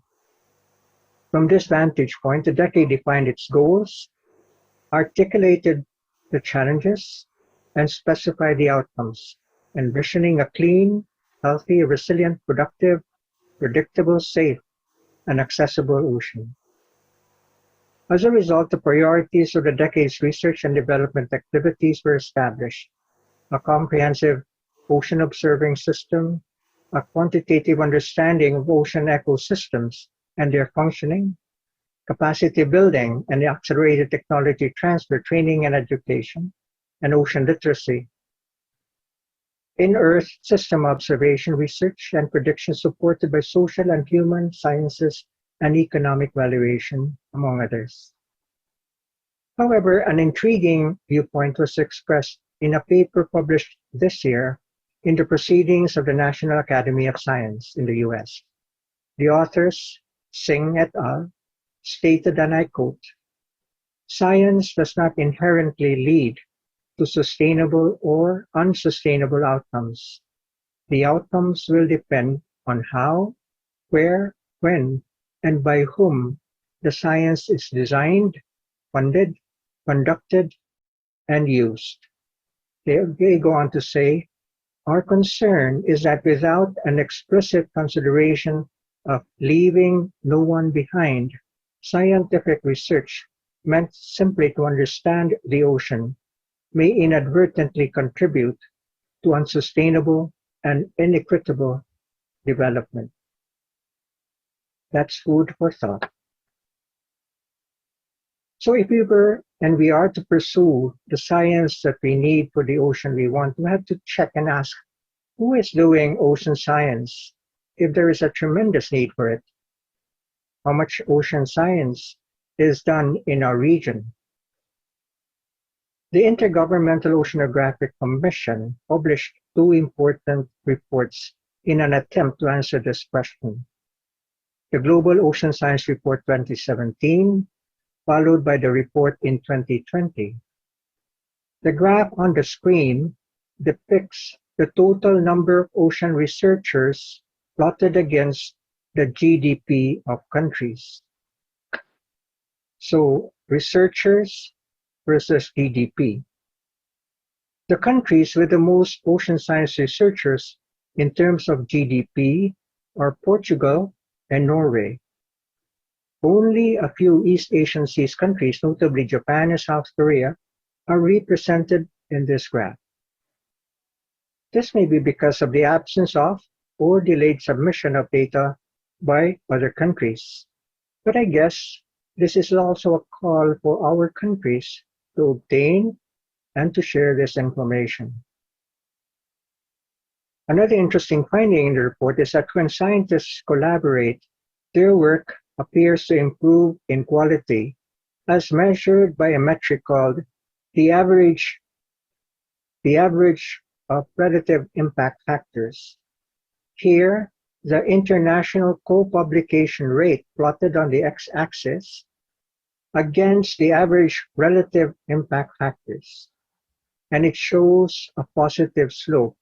So the more scientists and individuals interact with international partners, the higher the impact factor of those publications. And that should be important to our science and scientists.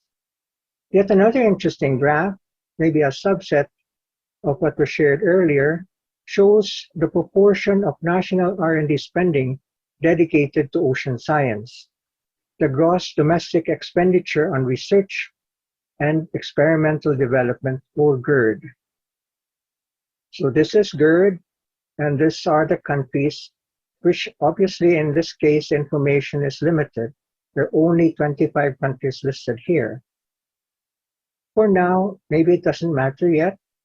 but it offers and raises more questions. What percentage of a country's GDP is spent on ocean research and development? Is it possible for countries to keep track of this? And do they care? What role, if any, could government agencies, academic institutions, and even funding and donor organizations play in encouraging data and information collection? Almost 20 years ago, PEMC examined academic programs in ocean and coastal governance available both within and outside East Asia. These programs covered environmental science, ocean science, fisheries, environmental impact assessment, and aquaculture.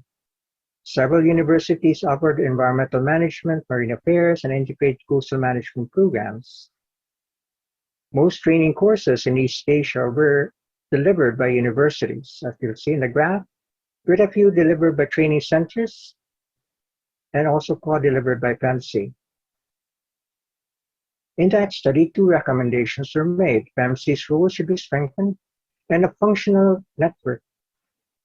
of training institutions should be established.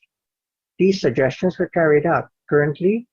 PEMC has 16 ICM learning centers and 3 regional centers of excellence from 9 countries in Asia. Nonetheless, it may be important to ask, is the demand for capacity development in ocean and coastal governance being met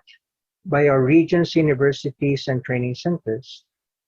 Is there an increasing demand in our region for academic degrees and training courses? Is there a greater need for trained human resources? And are there jobs for these trained individuals? This leads us to the concern expressed at that article I referred to earlier. To achieve the ocean we want, we must better understand the needs and priorities of ocean-dependent peoples and evaluate potential solutions for them. If this is to happen, scientists have to be prepared and to respond to questions often asked by citizens, managers, and policymakers. What is happening? What can I or what can we do about it? We need to better link science to policy formulation. One group that articulates this is the Partnership for Interdisciplinary Studies of Coastal Oceans, or PISCO, an academic consortium in the US that conducts research to advance understanding of the coastal ocean within the California Current Large Marine Ecosystem and inform management and policy. This academic consortium states that the interactions of science with decision makers are ideally multidirectional, with policymakers or citizens influencing the directions of science, as well as scientific findings triggering new awareness, policy, and action. What is notable is that PISCO has sister boundary organizations with complementary missions that played key roles in enabling effective outreach.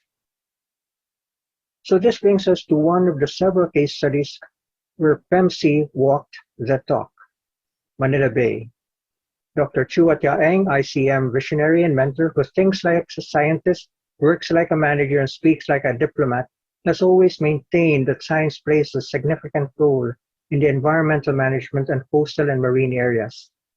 Thus, he had a mantra, science-based integrated coastal management. Manila Bay, which is regarded as an East Asian pollution hotspot, would demonstrate examples of integrated management of a large and complex coastal area based on and benefiting from science-based activities and information. Science and the most up-to-date information and knowledge were to be used and was used to help manage Manila Bay. Many aspects of the program necessitated the use of current validated data, so scientists were asked to help. PEMC's use of ICM approaches and tools in Manila Bay based on scientific evidence and the best available validated data must have aided the Supreme Court when it ordered 13 government agencies to clean up Manila Bay under the writ of continuing mandamus. This included the Manila Bay Coastal Strategy Operational Plan, the Manila Bay Environmental Risk Assessment, a total pollutant loading study, an oil spill contingency plan, and a Manila Bay Area Environmental Atlas. Following all efforts and interventions in Manila Bay, one of PEMC's important legacies is the adoption by the National Economic and Development Authority, or NEDA, of an ICZM planning framework in the 2020 Manila Bay Sustainable Development Master Plan, with key principles of sustainability, precautionary, optimization of multiple uses, participatory, and multidisciplinary. We need young, innovative, resilient, committed, and imaginative scientists in this decade of ocean science and the years ahead. The COVID pandemic demonstrated what can be done. Remote learning, research findings and data shared with the scientific community even before they are published. Access to many more talks and conferences online and on demand, and daily and accessible COVID updates across our countries are just a few of the benefits. In the not too distant future, there will be new technologies, but even more challenges in our ocean planet. There will be skills and expertise that we may not even be aware of today. How many of the terms on the right side of the screen are you familiar with? Many, perhaps, but many more phrases may not be, not even to me. The younger generation and the young scientists need to believe and imagine a world of the possible and not be constrained by the impossible. We have to consider a future in which everyone, especially the younger generation and the ocean science community, are given equal opportunities regardless of gender or age group, and where local and indigenous knowledge is valued. We need to rely on best practices in ocean sciences while taking into account national and regional specificities, as well as corresponding jurisdictions. After all, the ocean in which we and future generations will live has a lot to offer and even more to learn about. It will require the co-creation of research and use of skills and expertise that includes diverse branches of inquiry, ranging from natural sciences, social sciences, traditional knowledge, philosophy, policy and governance research, planning, economics, law, human behavioral sciences, education science, and many other disciplines. During the decade of ocean science for sustainable development, let the young and the once young scientists and colleagues in allied disciplines chart and navigate our way to an ocean of hope, healthy oceans, people, and environment. Imagine and believe that the world is your oyster. Thank you very much. Thank you very much, Dr. Jacinto. Very inspiring and great word cloud there that reminds us of just how big the ocean is. There's so little we know about it and so much it can give us. And as you said, we really do have to invest in our young scientists and the youth, especially if we wish to achieve SDG 14 and other international targets and develop locally relevant solutions. So I'm sure all of you have some questions. We've been seeing some questions coming in here in the chat. I'm sure you all want to hear more about the topics we have been discussing. Very interesting topics and lots of great presentations. So now for the discussion, I am pleased to bring our panelists forward. Let me introduce them. We have Dr. Gil Jacinto, the Philippine National Focal Person for the Intergovernmental Oceanographic Commission, Dr. Akiko Yamamoto, the Regional Team Leader for Nature, Climate, and Energy at the Bangkok Regional Hub of the United Nations Development Program, and Mr. Frank Belitz, Principal Officer at the Strategy and Policy Department of Asian Infrastructure Investment Bank. Thank you for being with us today. And now I'll start the discussion with a question addressed to all of you. So let's see who'd like to take that first. As Sir Alexander cited earlier, the ecological importance and economic value of our ocean, and he cited these importance and the values. But yet, we have seen reports that SDG 14 is the least funded SDG by both official development assistance and philanthropic funding. How can the UN, development banks, and the scientific community work together to alleviate the situation? What can UNDP do to help governments ensure that no one is left behind in the coastal and ocean sector? I guess that should be to Dr. Yamamoto. Would you like to answer that question? It's very honored to be here as part of this panel. And well, maybe let me first state that the wide development funding for SDG 14 may be so less underfunded. Maybe because most of the benefits that from the better management oceans are in the form of public goods, and much of the ecosystem goods and services provided by the healthy ocean ecosystem, while it's so vital for our lives, it has been grossly underestimated and taken for granted, and it's not economically valued. So the ecological importance and economic value of the ocean and coastal and marine ecosystems, the value of ecosystem goods and services, the pointing out how important it is, and giving the evidence, scientific evidence and data to show its importance to our lives, that is critically important. And once that's done, let me then focus on the UN's role.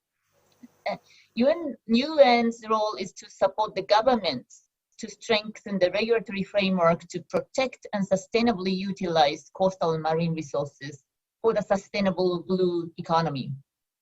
Through a set of policies, regulations, guidelines, and monitoring efforts, the government must ensure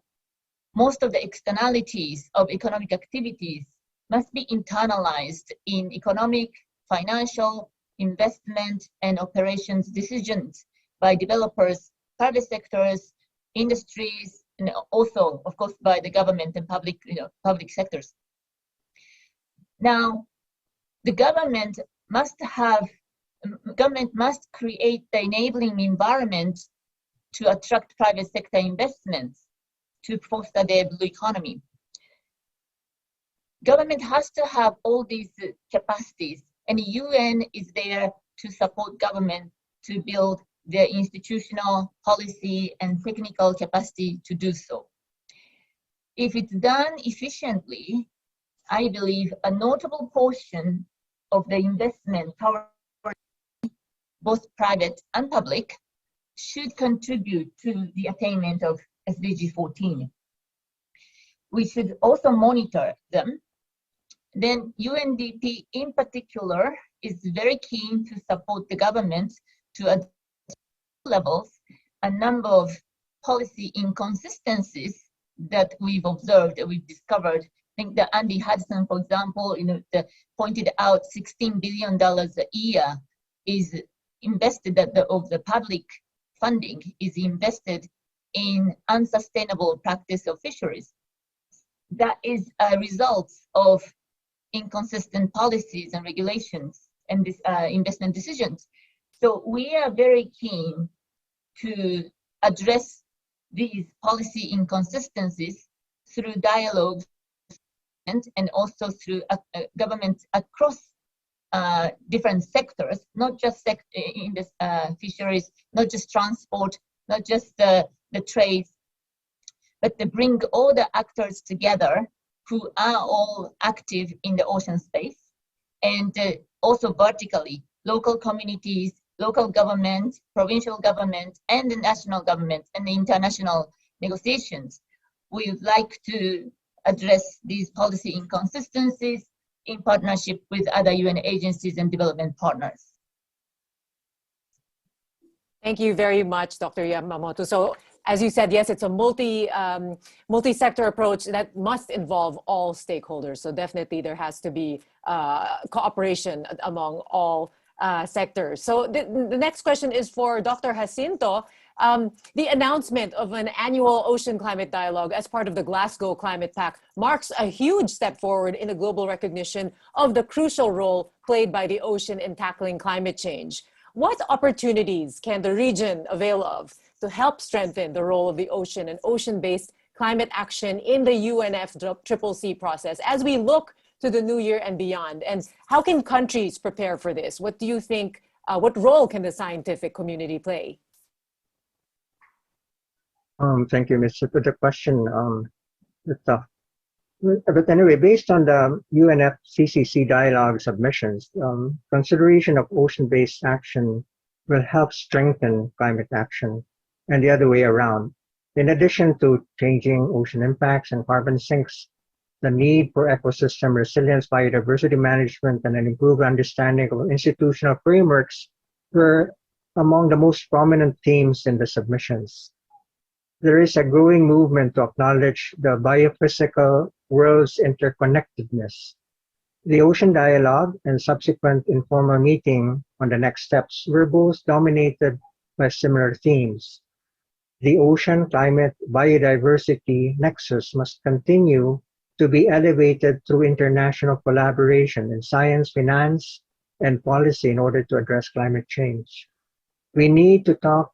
about the importance of incorporating sustainable ocean-based climate solutions in countries' nationally determined contributions, or NDCs. Countries should stress the importance of maintaining momentum even after the dialogue. And for many countries, ocean climate issues are life or death issues. And for the ocean science community, there's so much to do, as indicated. Ocean climate thematic issues include, but are not limited to, warming, ocean acidification, sea level rise, carbon uptake, ocean deoxygenation, coral reef impacts, wetland and estuary impacts, mangrove restoration, and so forth. All of these issues need our collective contributions. Thank you. Thank you very much, Dr. Hill. Yes, and as we know, scientists have also warned we have 10 years left until we reach the point of no return. So you really have to act fast to quickly build this better normal. And so this climate crisis is something we can all do something about. So I'd like to move on now to Mr. Belitz. AIIB was in the Glasgow negotiations along with UNDP, and we note that the bank is working to make half of its total loan portfolio climate responsive by 2025, and by 2030 have the same percentage financed by the private sector. How can governments avail of this assistance to achieve their nationally determined contributions, or NDCs? Thank you. And yes, indeed, the COP26 allowed us to actually articulate our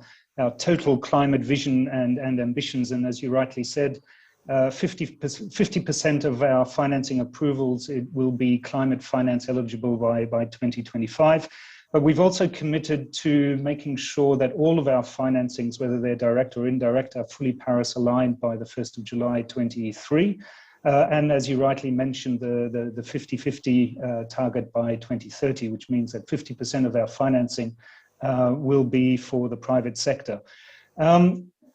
But I should stress, this doesn't mean that we're trying to crowd out the public sector, not at all. At the core of the bank's operations, we are essentially client-driven. So we don't undertake multi-annual programming or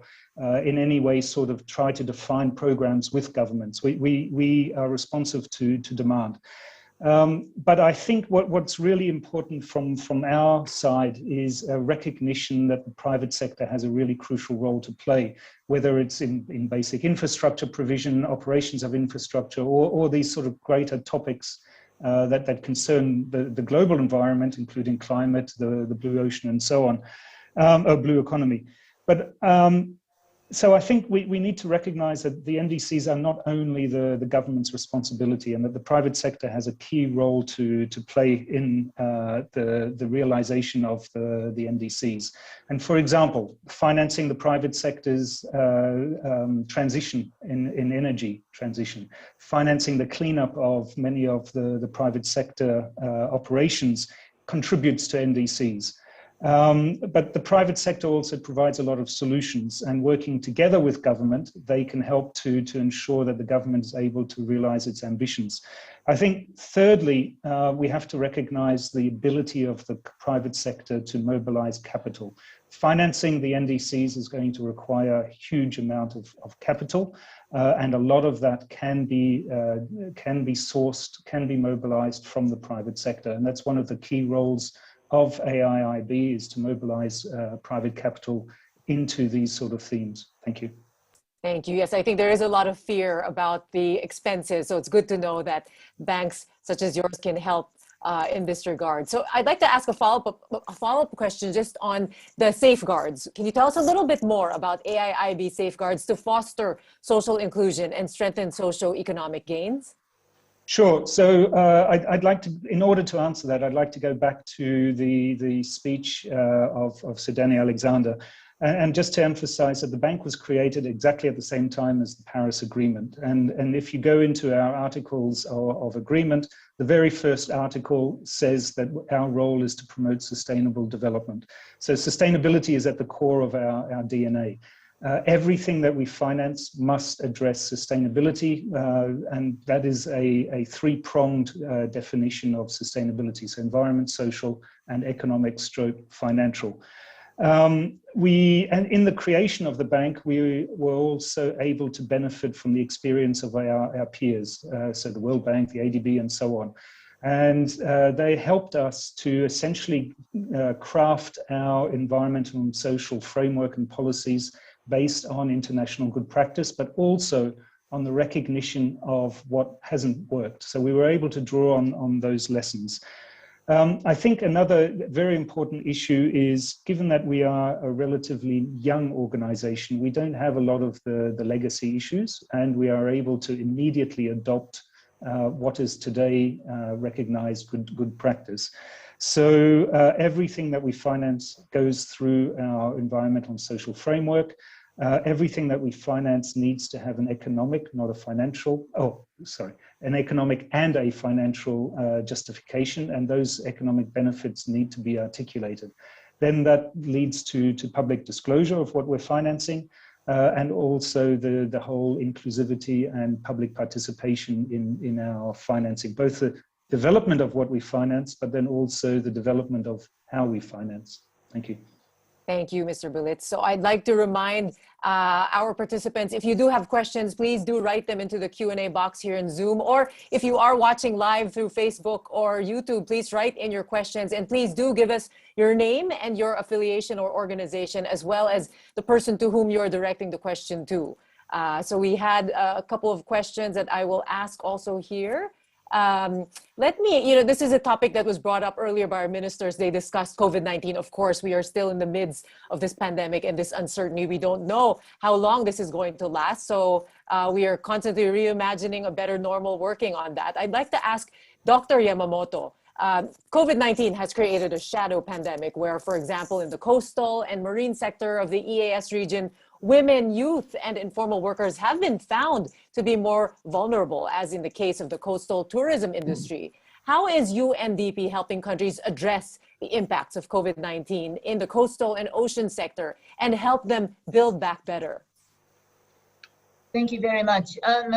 About 68% of all workers in the region were informal sector workers in this region before COVID crisis. So this is really important that we do not leave them behind in the effort of COVID recovery. Women-led businesses were particularly vulnerable to the COVID-19 crisis, including the tourism. Then even before the crisis, women were a large part of this informal sector workers in the region. UNDP is providing the targeted support to women entrepreneurs and facilitating the removal of structural barriers for women to enter the labor force, including women's disproportionate unpaid care work burden through policy advocacy and the social norm changes. And this women's unpaid care work burden had been highlighted during the COVID-19 pandemic in various aspects of our lives. So through our advocacy effort, we are assessing and incorporating different coping mechanisms and survival opportunities for women and men when designing interventions to strengthen climate security, better coastal management, better marine management work. UNDP is also supporting women's leadership in communities so that they are fully and equally engaged in contributing to the resilience building and resource decision making. We are starting a few initiatives in the region, some of them in direct partnership with the PEMC. So we would make sure that those efforts are reflected and then fully integrated into these new initiatives by UNDP in the region. And also I'd like to highlight in terms of the youth, the UNDP has supported the launch of the youth empowerment on climate action platform in February this year. And there, through this platform, we've reached out through over 200 events,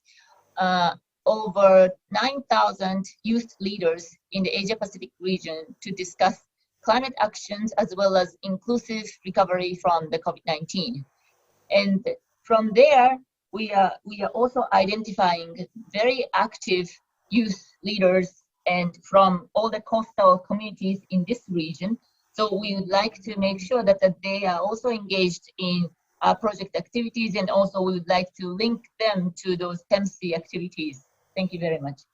Excellent. It's wonderful to know there's so many opportunities for the youth, and we're seeing so much energy and commitment and desire for them to really do something. So you brought up the youth. I'll now go to Dr. Jacinto because my question is sort of related to that.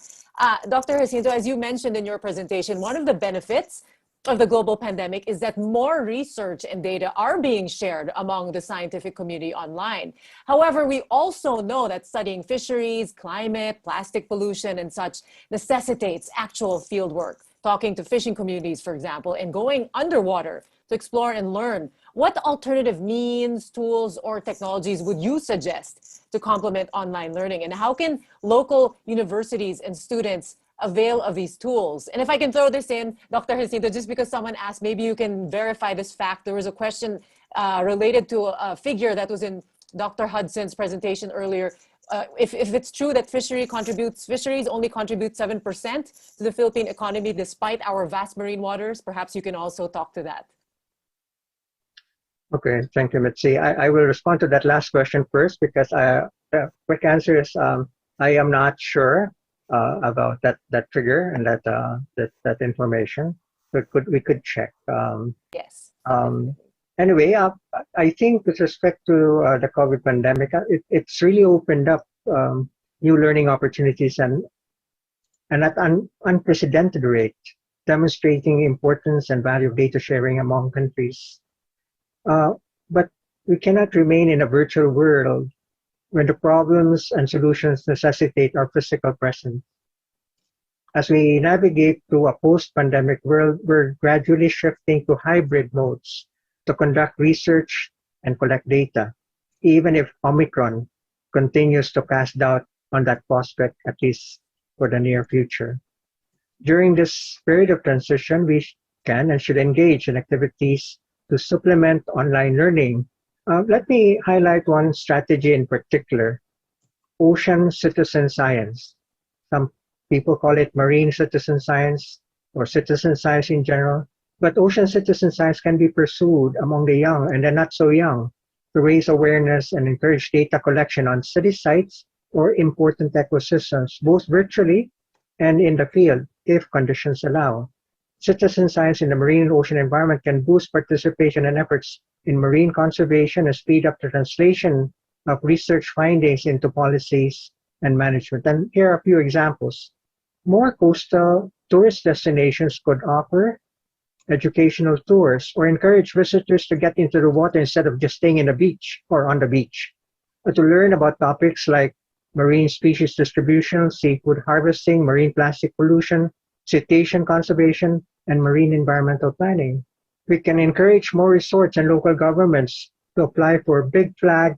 Blue Flag certification, ensuring that beach and boating operations meet strict environmental, educational, safety, and accessibility requirements. We can increase the number of summer camps for science, high school, and college students. I'm glad UNDP's also come up with this program for the young people. And we can focus on earth sciences and meteorology with support from the government, the private sector, and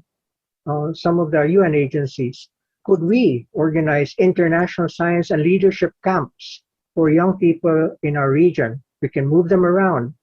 and have learning experience on site. Important geographic sites can be monitored using time-lapse images and videos generated by Google Earth, Planet.com, and other similar platforms, which can be shared on social media platforms to encourage transparency and accountability. Hundreds of thousands of seafarers on cargo and cruise ships can become sea warriors, collecting data like water transparency and chlorophyll biomass using free smartphone apps. As they take off and land, airline and private pilots, their co-pilots, can take images of coastal waters and make them available to scientists working, for instance, on harmful algal blooms in coastal areas. We can resurrect ships of opportunity programs, which collects data via sensors and samplers uploaded to a receiving station process and made available to the public in real time or near real time. So there's so much that can be done on hybrid mode or eventually face-to-face mode. Thank you.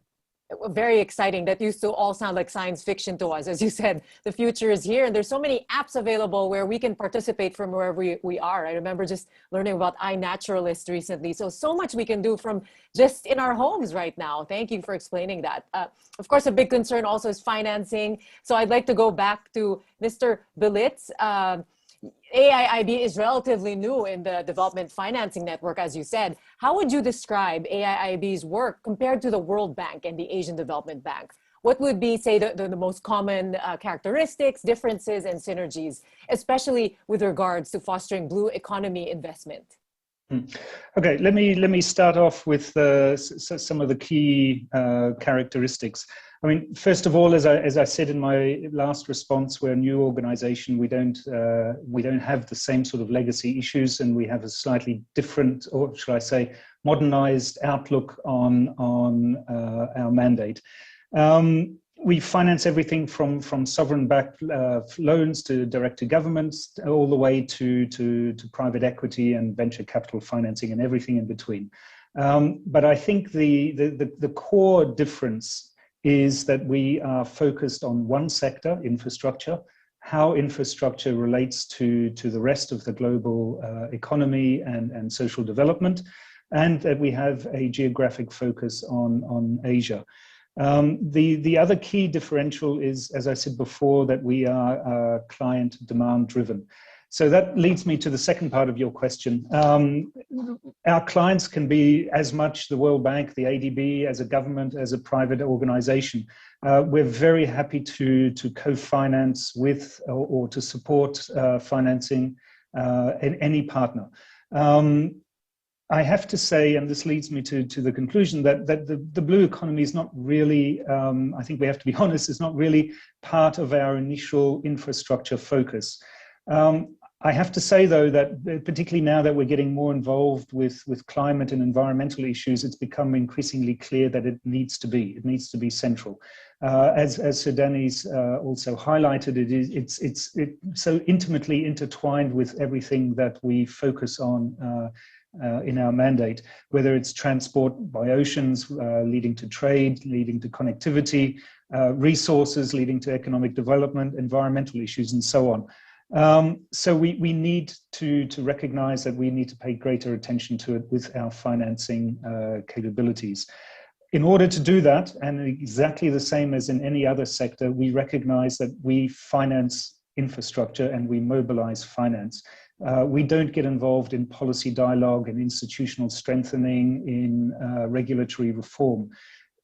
Our mandate actually requires us to recognize our core focus on financing, and therefore that we have to partner with organizations. And that's why attending conferences as these is so crucial for us, because it allows us to enlarge the scope of potential partnerships and to gain knowledge. So I think we are built in such a way that we must partner with institutions that are able to bring us the upstream knowledge and opportunities, partner with institutions that can help us to implement projects, and partner with institutions that are able to really demonstrate and bring out the impact and the value of what we finance. I think that's the main differences, but also what leads us ultimately to work together. Understood. Very clear. Thank you for explaining that to us. So I guess at this point, I'd like to round up the discussions, basically bring it all together and ask each of our panelists for a bit of advice or a key message that you would like to give to PEMC to help shape its future strategic direction. What relevant trends and outlook for the seas of East Asia should PEMC note, for example, in the coming years? And how should PEMC position itself in charting a new decade of healthy ocean, people, and economies? May we first ask Dr. Yamamoto for her message? Thank you very much. As highlighted by various speakers in the opening remarks, the healthy ocean plays a key role in not only SDG 14, but also many other SDGs. The role of ocean has been increasingly recognized by the global intergovernmental negotiations, most recently by COP26 in Glasgow. In this, I just can't stress enough the importance of PEMC for the attainment of SDGs as an active partnership and as an intergovernmental organization that plays a key role. But I want to focus on 3 significant contributions that I believe that PEMC can make. First, the PEMC's technical contribution to the region and the world to promote the integrated coastal management. PEMC, in the last 2 decades, through its strong regional commitment and activities, has brought % of the coastal line in the East Sea countries under sustainable management. This is a notable achievement and has been providing a strong foundation for the promotion of sustainable blue economy in the region. But PEMC's achievement does not stop there. Through this period, PEMC has perfected the model for the integrated coastal management, which has become a model for global the integrated coastal zone management. It has also created centers of excellence in integrated coastal management, which is an important networks in local governments and academic institutions, bringing the science and the policy decision-making together. And most importantly, PEMC has created a critical mass of experts in integrated coastal management and related disciplines in the region and beyond. These are strong assets that the PEMC has to offer to the region for the new decade of hope. Thank you very much, Dr. Yamamoto. Sorry, not done yet. sorry about that. Sorry, I just had. It's okay. Take your time. Yeah, go ahead. So, secondly, its capacity, the PEMC's capacity to design and implement projects and secure financing that collectively support the implementation of the PEMC roadmap for 2030.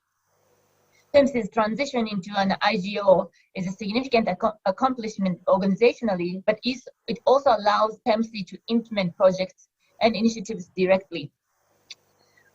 under the roadmap. Even just for the upcoming UNDP projects in the region,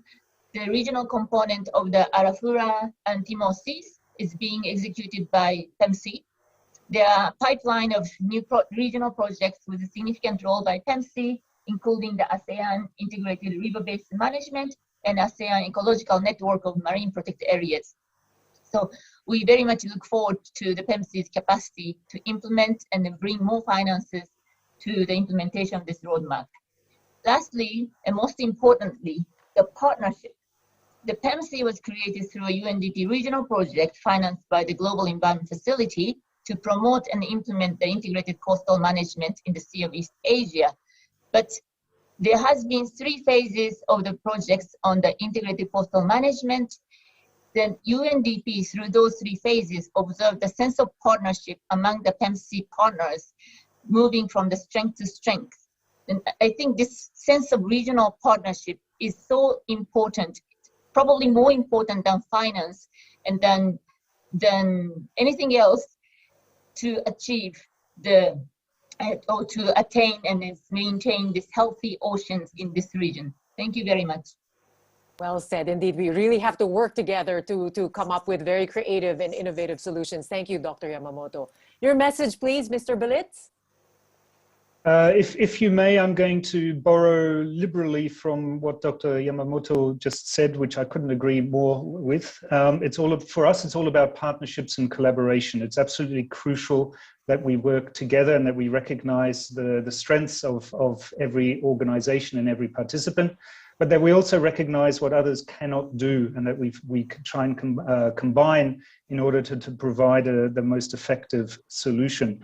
I think that requires us to better understand each other, and therefore these sort of engagements are absolutely crucial.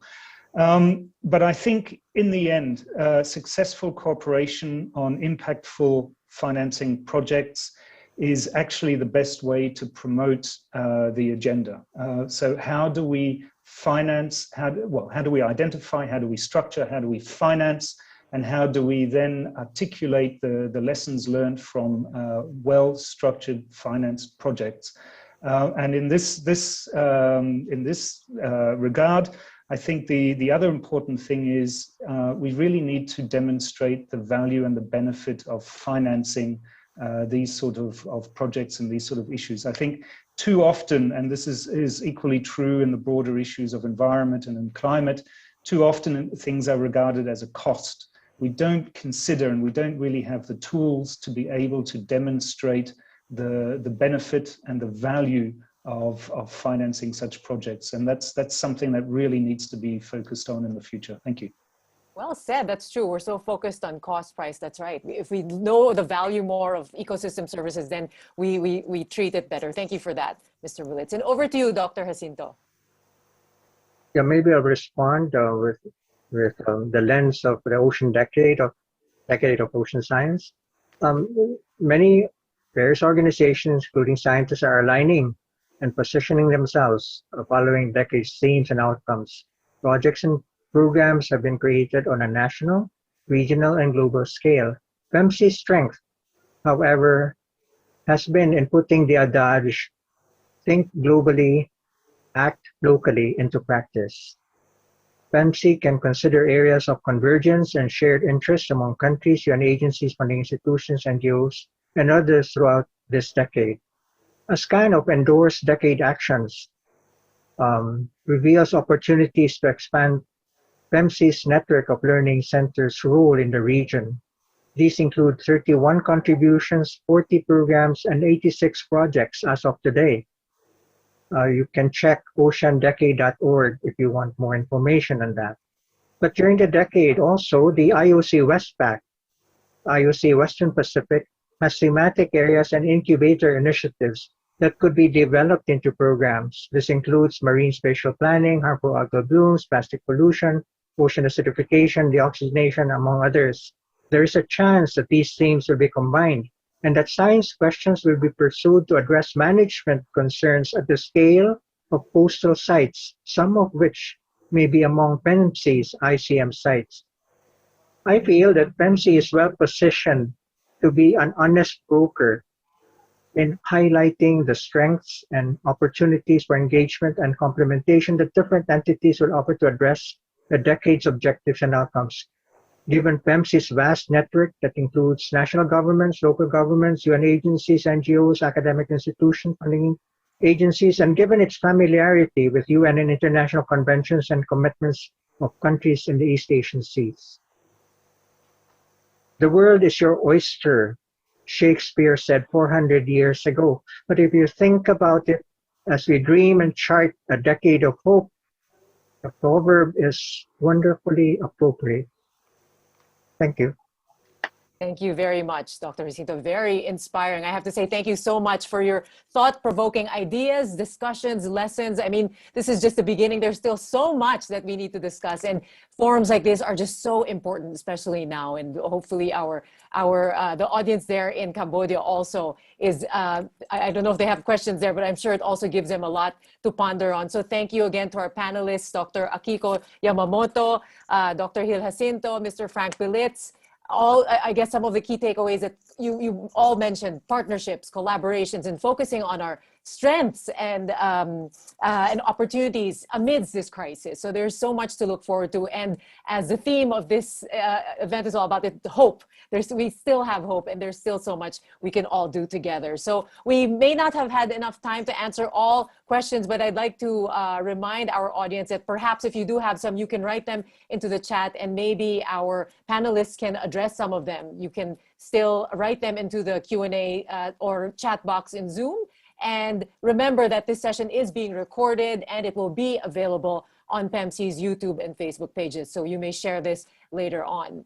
So to our audience, as you may have noticed, this year's Congress is largely different. Aside from being held online, the usual 4-day affair during the last quarter is limited to 2 days in December, focusing on the main events, while all others, the collaborative and knowledge-sharing sessions, happened in the months prior, from April to November. The purpose, however, remains the same as with previous Congresses. Now, to provide us with the conclusions and recommendations of this year's Congress, may I call on His Excellency, Minister Sai Samal.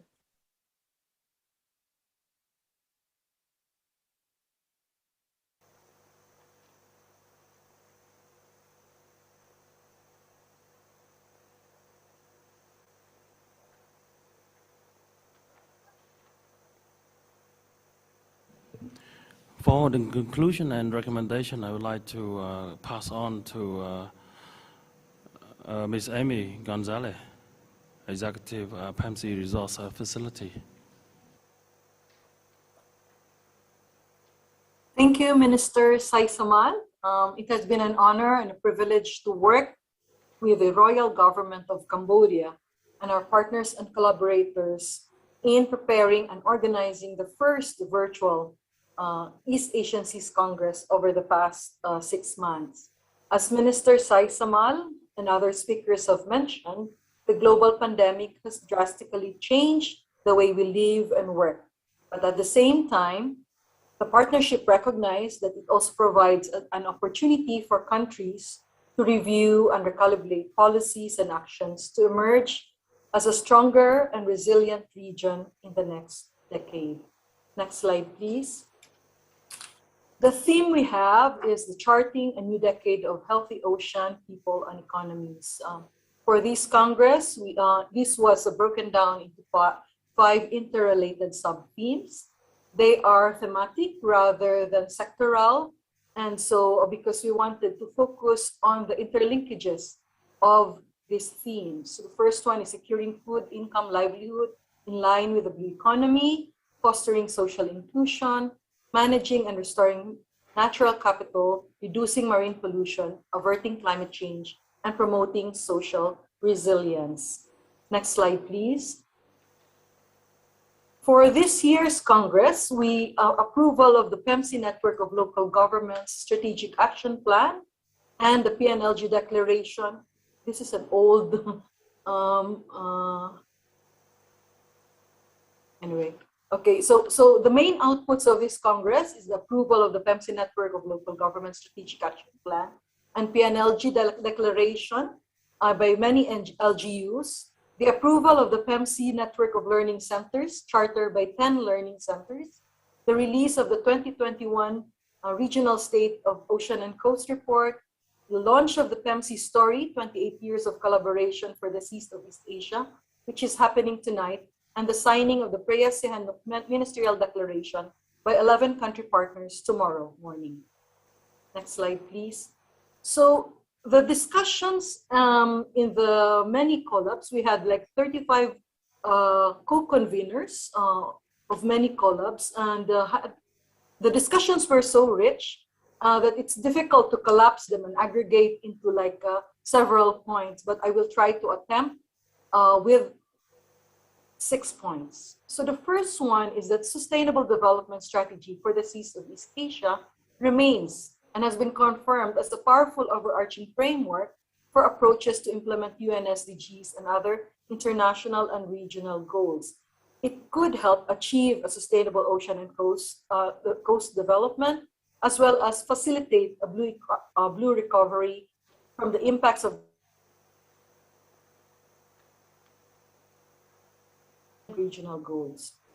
The second one is that integrated coastal management is still acknowledged as a fundamental tool to build sustainable, inclusive, and resilient blue economies. Now, integrated coastal management is a fundamental tool, but there are also many integrated and coordinated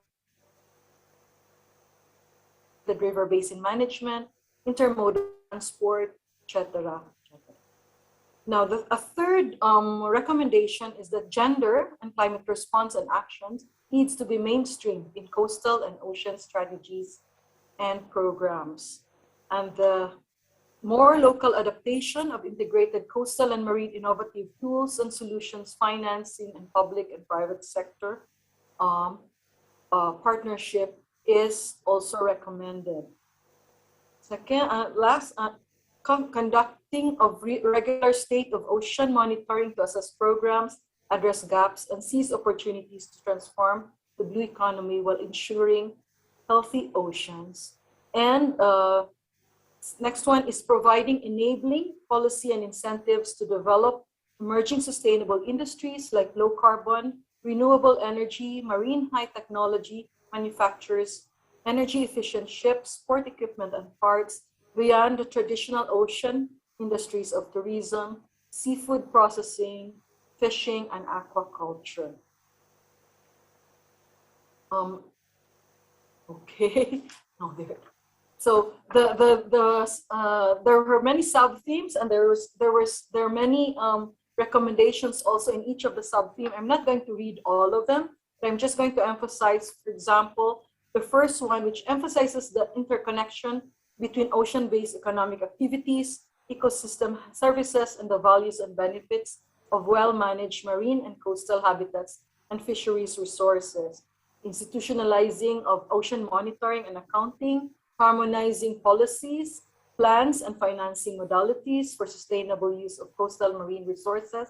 and protection of ocean health. Again, working with private sectors as investors and partners in sustainable blue economy investments, the use of both ocean health science and traditional knowledge and practices, and of course, the conduct of the regular state of ocean monitoring. Next slide, please. The participation of women and vulnerable groups with recommendations and empowering women to have access and control over resources, institutionalization of gender in planning and monitoring and capacity building, noting that there needs to be focused intervention as there is no solution where one size fits all. Next slide, please. So in reducing marine pollution was one of the topics that had a lot of collabs. I guess because 3 years ago, there was a plethora of pledges, plans, and financing, commitments to financing to reduce particularly marine plastics pollution. 3 years after, now this year, I am pleased to see much progress in terms of national governments implementing plans of actions to combat marine litter in a whole of government approach. This also address a response to the ASEAN Bangkok Declaration to combat marine litter. There are so many communities and private sector engaged in adopting circular economy and promoting sustainable consumption and production. But more needs to be done, and more work is recommended to share good practices, foster coordinated research action, as well as a call to support the development of a global treaty to combat plastics pollution, as was mentioned by Dr. Hanson, and more LGU to LGU sharing of good practices on implementing measures to reduce marine pollution. Next slide, please. Another subsector of reducing marine pollution was the managing of biofouling and invasive aquatic species. Countries recommended that they would produce more biofouling assessment, and then governments are starting to develop policies on the prevention of invasive aquatic species and management of biofouling. This does not only address marine pollution, but actually also help mitigate and address climate change. Private sector demonstrate innovative technology and promote R&D, and then PEMC will be coordinating in the next year the development of regional guidelines in line with IMO guidelines. Next slide, please. We also are working particularly with the International Maritime Organization in reducing greenhouse gas emissions in the maritime sector. And this is to address, again, help promote energy efficiency and tackle climate change through the establishment of emissions baseline, developing national roadmaps, and demonstrating innovative solutions for energy efficiency improvements and optimized processes. This project is going to involve countries and will be is funded by the German government. Next slide, please. The next set of collabs focus on averting climate change and fostering coastal resilience. There is a call for the linking of scientific information for concrete local application in planning and managing climate change adaptation and disaster response and preparedness through, for example, the PEMC networks of local governments and learning centers. There was also a call, and I think this was evident not just only from this theme, but in others, to promote co-learning and co-developing approach that addresses the needs of local stakeholders and respond to the local context and support community-based restoration. There were also sharing of new scientific findings as regards to the contribution of mangroves, mangrove algae, and seaweed beds to carbon sequestration. Next slide, please. Fisheries management also was recommended to take into account projections of the impact of climate change, and that this should be accompanied by the integration of climate policies, climate mitigation into policies and planning. The promotion of knowledge and capacity, such as youth empowerment, community engagement, citizen science to assist in climate change awareness, adaptation, and mitigation. The incorporation of climate lens in economic and development plans and policies was also recommended. There are several tools or approaches to guide this with our project in the Arafura Timor Seas, the PEMSIS ICM approach, and also IGAS, our partner in Japan's novel participatory coastal land use management, which has been tested in pilot sites and are ripe for replication and scaling up. To do so, collaboration and partnerships between local governments, research institutions, donor agencies, and local communities are key. Next slide, please. The next set of theme collabs was on the managing and restoring natural capital. The links between integrated coastal management and marine spatial planning was also prominent, and there was a recommendation to share practical experiences of applying integrated coastal management and marine spatial planning in the region. Conduct of joint training between the science community, particularly those in the ground through the learning centers and the policymakers on the ground or our frontliners under the purview of our regional strategy and also the marine spatial planning roadmaps, including utilization of our interactive knowledge platform called the Sea Knowledge Bank for more sharing and dissemination. There was also a call to improve assessments to methodologies to address the paucity of data in marine spatial planning, use of satellite data to complement ground survey, etc., etc. The next set of collab was talked about effective management of marine protected areas, not just at the a local level, but really accelerating collaboration at the transboundary level. So the pursuit of capacity activities was emphasized, the need to communicate the multiple benefits of marine protected areas, joint scientific monitoring and research, especially among regional large marine ecosystems projects, engaging coastal communities in co-design and co-management of marine protected areas, validating the eligibility of areas of interest to become MPAs, to avoid the proliferation of paper parks, the zoning of MPAs into using scientific criteria and traditional knowledge, again, the combination of science and traditional knowledge, and then the conversion of abandoned, underdeveloped, and underutilized fish ponds into mangrove greenbelts, integrated eco parks, or protected areas. The next set of collabs were, next slide please. The mainstreaming of integrated coastal management was also pursued. I had more slides, but I don't know what happened. I think they put on the old version of my PowerPoint, but I will continue. I still have a few slides. The mainstreaming of integrated coastal management, which includes the establishment of a comprehensive, scientific, planned, participatory, documented, and codified integrated coastal management system in more local governments, which are considered as the main actors of sustainable coastal development. Building of local management capacity through learning by doing approach, promotion and adoption of relevant legislation and regulations to facilitate and strengthen ecosystem restoration, for example, through mangrove rehabilitation, in the encouragement and the use of remote sensing, GIS, and other data and web-based ICM tools, and the adoption of the Marine Protected Area Management Effectiveness Assessment Tool to gauge management effectiveness of this coastal zone management.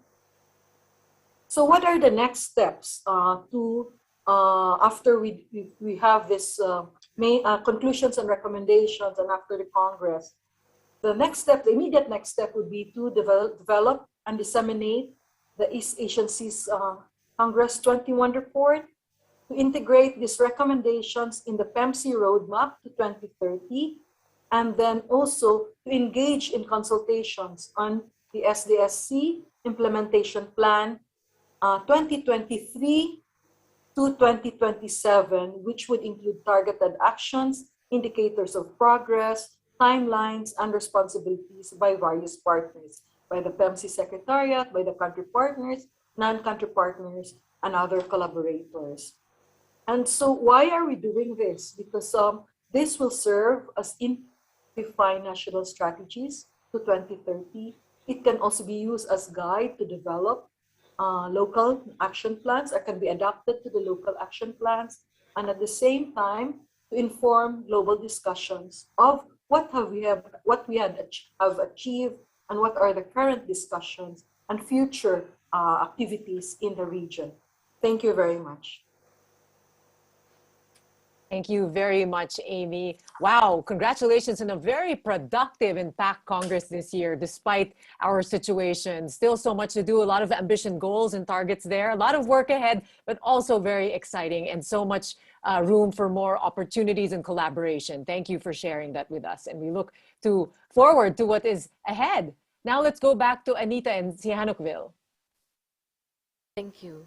Excellencies, ladies and gentlemen, to give our audience from around the world a little taste of Cambodia, we would like to introduce everyone to the Royal Ballet. This was a courtly art performed in the Palace of a Royal Festival. It was performed to call upon the gods and spirit and express respect to the royal courts and guests. Many of the dances involve performing a fragment of Ramayana, the ancient Indian epic. The attire and music are also different. In the Royal Ballet, the dancers wear intricate costume, and the music is performed by the Panpiet Orchestra, made up of traditional xylophone, metallophone, horizontal gong, drum, and cymbal. Without further ado, may I present to you the Royal Ballet.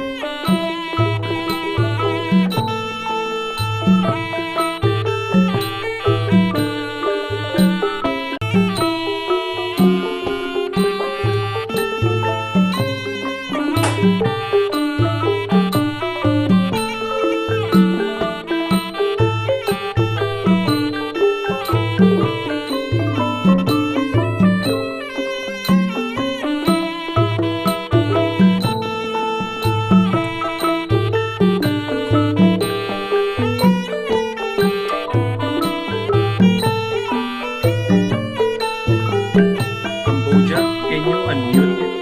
It's muted. Thank you.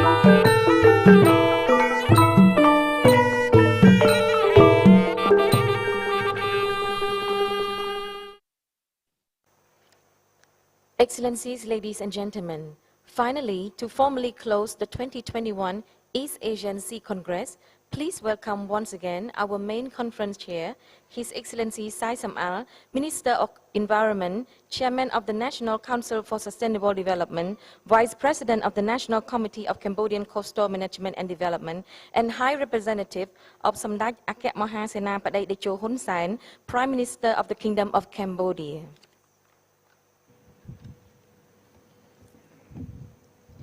Excellency Head of Delegates, Excellency Governor of Brazil, PEMC country and non-country partners, PEMC Chair Emeritus, East Asia Sea Partnership Council Chairs,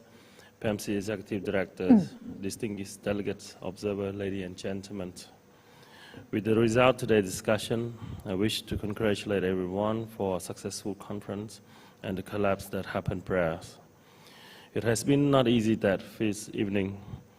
convening everyone for a series of virtual events in the midst of COVID-19. With that, I would like to sincerely thank my colleagues at the Ministry of Environment and other line ministry in Cambodia, the provincial administrations of Brazil and PEMC Resource Facility for organizing this event. Tomorrow, Minister from PEMC country partner will sign Brazil ministerial declaration in recognition of key coastal and marine-related issue of our time and the need to combat the negative effect of COVID-19 pandemic. This is also our avenue to reaffirm our commitment to adhere to climate actions and blue economy. As you are aware, the latest IPCC report revealed the temperature increase since pre-industrial time has already reached roughly 1.1 degrees Celsius. Worldwide, our current national determined contribution and equate to limit this rise to target of 1.5 degrees Celsius, and the fact would lead to a disastrous increase of 2.4 degrees Celsius.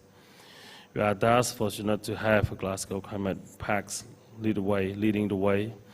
by requesting parties to strengthen the 2030 targets in their NDCs by next year while taking into account the different national circumstances. The year 2030 will be a crucial period worldwide as we hope to achieve the Sustainable Development Goal by this time. From the Dr. Hudson presentation, we see the East Asia has been among the world leading engine of making tangible progress in related to SDG 14, from our effort to reduce overfishing, marine pollution to scaling up area-based management. Nevertheless, several challenges remain that would require increased commitment action from our part if we were to achieve SDG 14. Aside from climate change and SDG, Cambodia and her other PEMC country partners have been taking this year to review, recalibrate our respective policy and measure to emerge a stronger, resilient East region in EAS region in wake of COVID-19. The coastal and marine sector, as revealed earlier, provide multiple opportunities in terms of income and livelihood and will be crucial as we pave the way for our economic recovery in this new norm. At least for this region, we need to reaffirm our commitment to the blue economy to ensure that ocean-based development is inclusive and environmentally sustainable. Our coastal and marine resources are also essential source of natural-based solutions for climate change mitigation and adaptation, as emphasized in the recent concluded climate change negotiation in Glasgow. I mentioned in the Ocean Roundtable dialogue last June, the region transformation into blue economy is doable, given the availability of innovative and cost-effective technology and practice, as well as existing program projects that can be scaled up further. This includes integrated coastal management, which PEMC has pioneered and will serve as region bedrock for blue economy transformation. I look forward to future collaborations and healthier, resilient East Asia Sea. Thank you and good afternoon.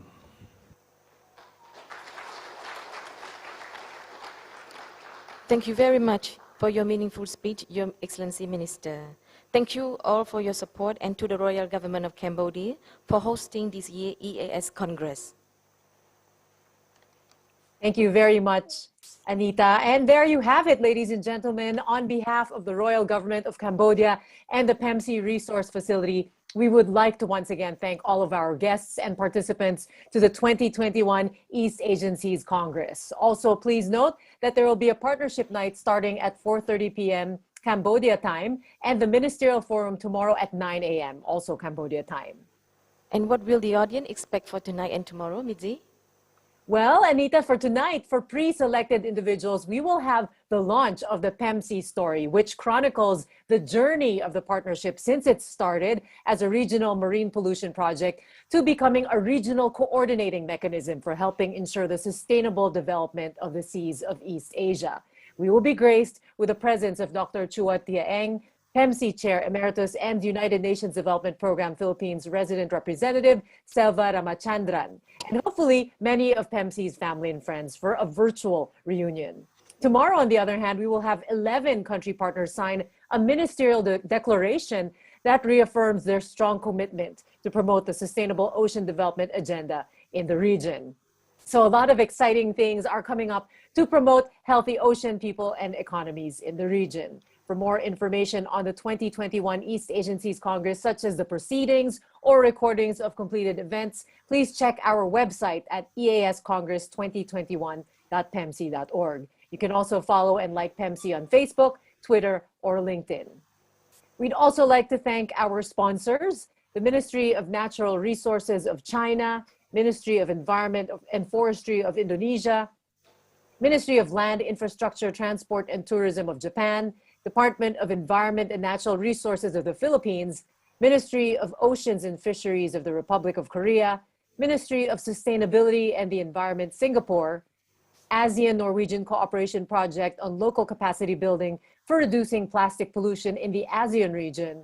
the UNDP GEF Arafura and Timor Seas Ecosystems Action Phase 2, and Korea Institute of Ocean Science and Technology. Likewise, a huge shout out to our co-conveners for making this year's Congress possible. This wouldn't have been possible without these great partnerships and collaboration, of course. Thank you very much. Your help is sincerely appreciated. Thank you. Again, this is Mitzi Borromeo. And this is Anita coming to live from Sihanoukville, Cambodia. Thank you and have a good day. Thank you very much. Stay safe, everyone.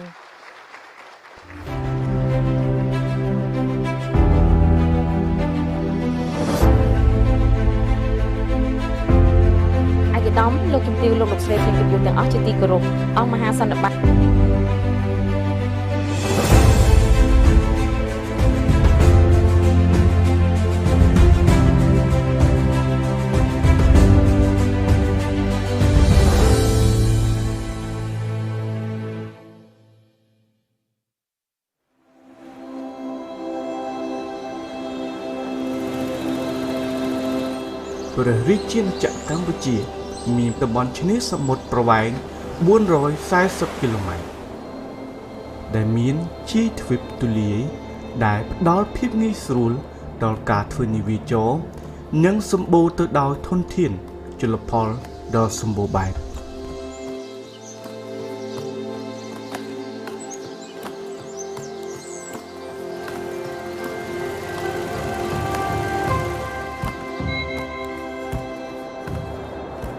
កោះតូចធំជាច្រើនកន្លែងរួមនឹងខ្សាច់ពណ៌សដ៏ស្រស់ស្អាតទឹកសមុទ្រថ្លាដូចកញ្ចក់ប្រកបដោយខ្យល់អាកាសបរិសុទ្ធ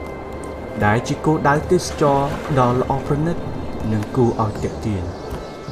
ដែនសមុទ្រកម្ពុជាមានទីតាំងជាប់នឹងខេត្តចំនួន4រួមមាន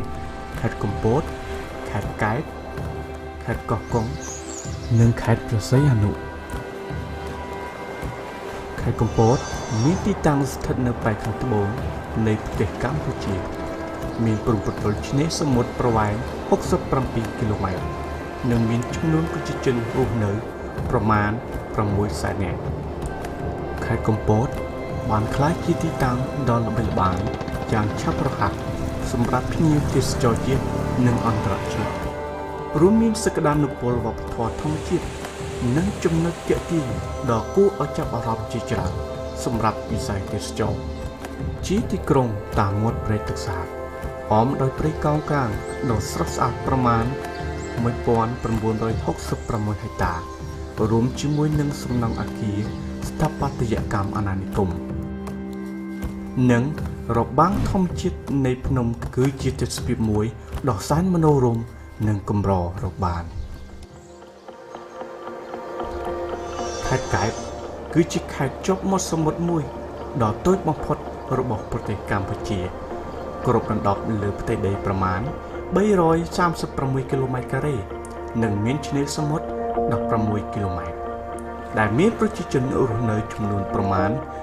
42,000 នាក់ទីក្រុងនេះត្រូវបានកែលម្អឲ្យក្លាយជាទីក្រុងទេសចរណ៍ឆ្នេរសមុទ្រដ៏ប្រណិតមួយក្នុងទសវត្សរ៍ឆ្នាំ 1960 នាសម័យរាជរដ្ឋាភិបាលសង្គមរាស្ត្រនិយមឆ្នេរសមុទ្រនៅខេត្តកែបជាឆ្នេរព្រៃកោងកាងអមនិងធម្មជាតិព្រៃភ្នំដែលបានបង្ហាញសម្រស់គួរជាទីគយគន់និងកម្ររកបានខេត្តនេះត្រូវបានដឹងថាជាខេត្តដែលសម្បូរម្ហូបគ្រឿងសមុទ្រឆ្ងាញ់ជាពិសេសក្តាមសមុទ្រជាដើម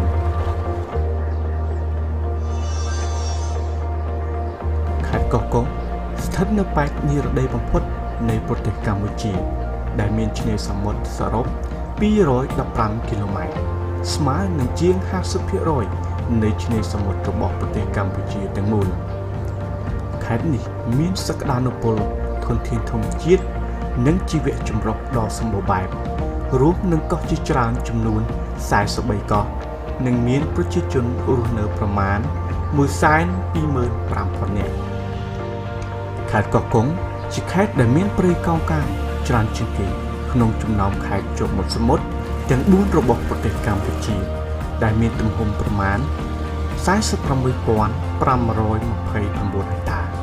ហើយកោងកាងជាសម្បត្តិធម្មជាតិមហាសាលសម្រាប់មនុស្សជាតិទូទៅជាពិសេសប្រជាជនដែលរស់នៅនិងប្រកបមុខរបរនេសាទតំបន់សមុទ្រខេត្តព្រះសីហនុស្ថិតនៅតំបន់ឆ្នេរភាគខាងត្បូងនៃប្រទេសកម្ពុជានិងគ្របដណ្ដប់លើផ្ទៃដីសរុប 84 កណ្ដកសញ្ញា 364 គីឡូម៉ែត្រជាមួយនឹងឆ្នេរសមុទ្រប្រវែង 24 កណ្ដកសញ្ញា 5 គីឡូម៉ែត្រខេត្តព្រះសីហនុគឺជាខេត្តទេសចរណ៍និងពូលសេដ្ឋកិច្ចដ៏សំខាន់ទី2ដែលស្ថិតនៅភាគនិរតីនៃប្រទេសកម្ពុជាជាប់នឹងឈូងសមុទ្រថៃមានប្រជាជនសរុបចំនួន 31,000 នាក់ក្នុងឆ្នាំ 2019 ខេត្តព្រះសីហនុត្រូវបានអភិវឌ្ឍតាំងពីឆ្នាំ 1993 ហើយមានការរីកចម្រើនជាខ្លាំងចាប់ពីឆ្នាំ 2013 ជាលទ្ធផលនៃយុទ្ធសាស្ត្រចតុកោណរបស់រាជរដ្ឋាភិបាលកម្ពុជាខេត្តព្រះសីហនុជាតំបន់សេដ្ឋកិច្ចពហុគោលបំណងនិងជាមជ្ឈមណ្ឌលភស្តុភារជាតិដែលផ្ដល់អត្ថប្រយោជន៍ជាច្រើនសម្រាប់ពាណិជ្ជកម្មអន្តរជាតិឆ្នេរខ្សាច់សដ៏ស្រស់ស្អាតត្រូវបានទទួលស្គាល់ថាជាឆ្នេរស្អាតបំផុតរបស់ពិភពលោកខេត្តព្រះសីហនុក៏មាននូវធនធានធម្មជាតិជាច្រើនដូចជាកោះធនធានធម្មជាតិជីវៈចម្រុះបាតសមុទ្រនិងដើមកោងកាងប្រមាណ 9,352 ហិកតាដែលសុទ្ធជាសក្តានុពលដ៏អស្ចារ្យសម្រាប់ការផ្សព្វផ្សាយទេសចរណ៍និងការការពារបរិស្ថាន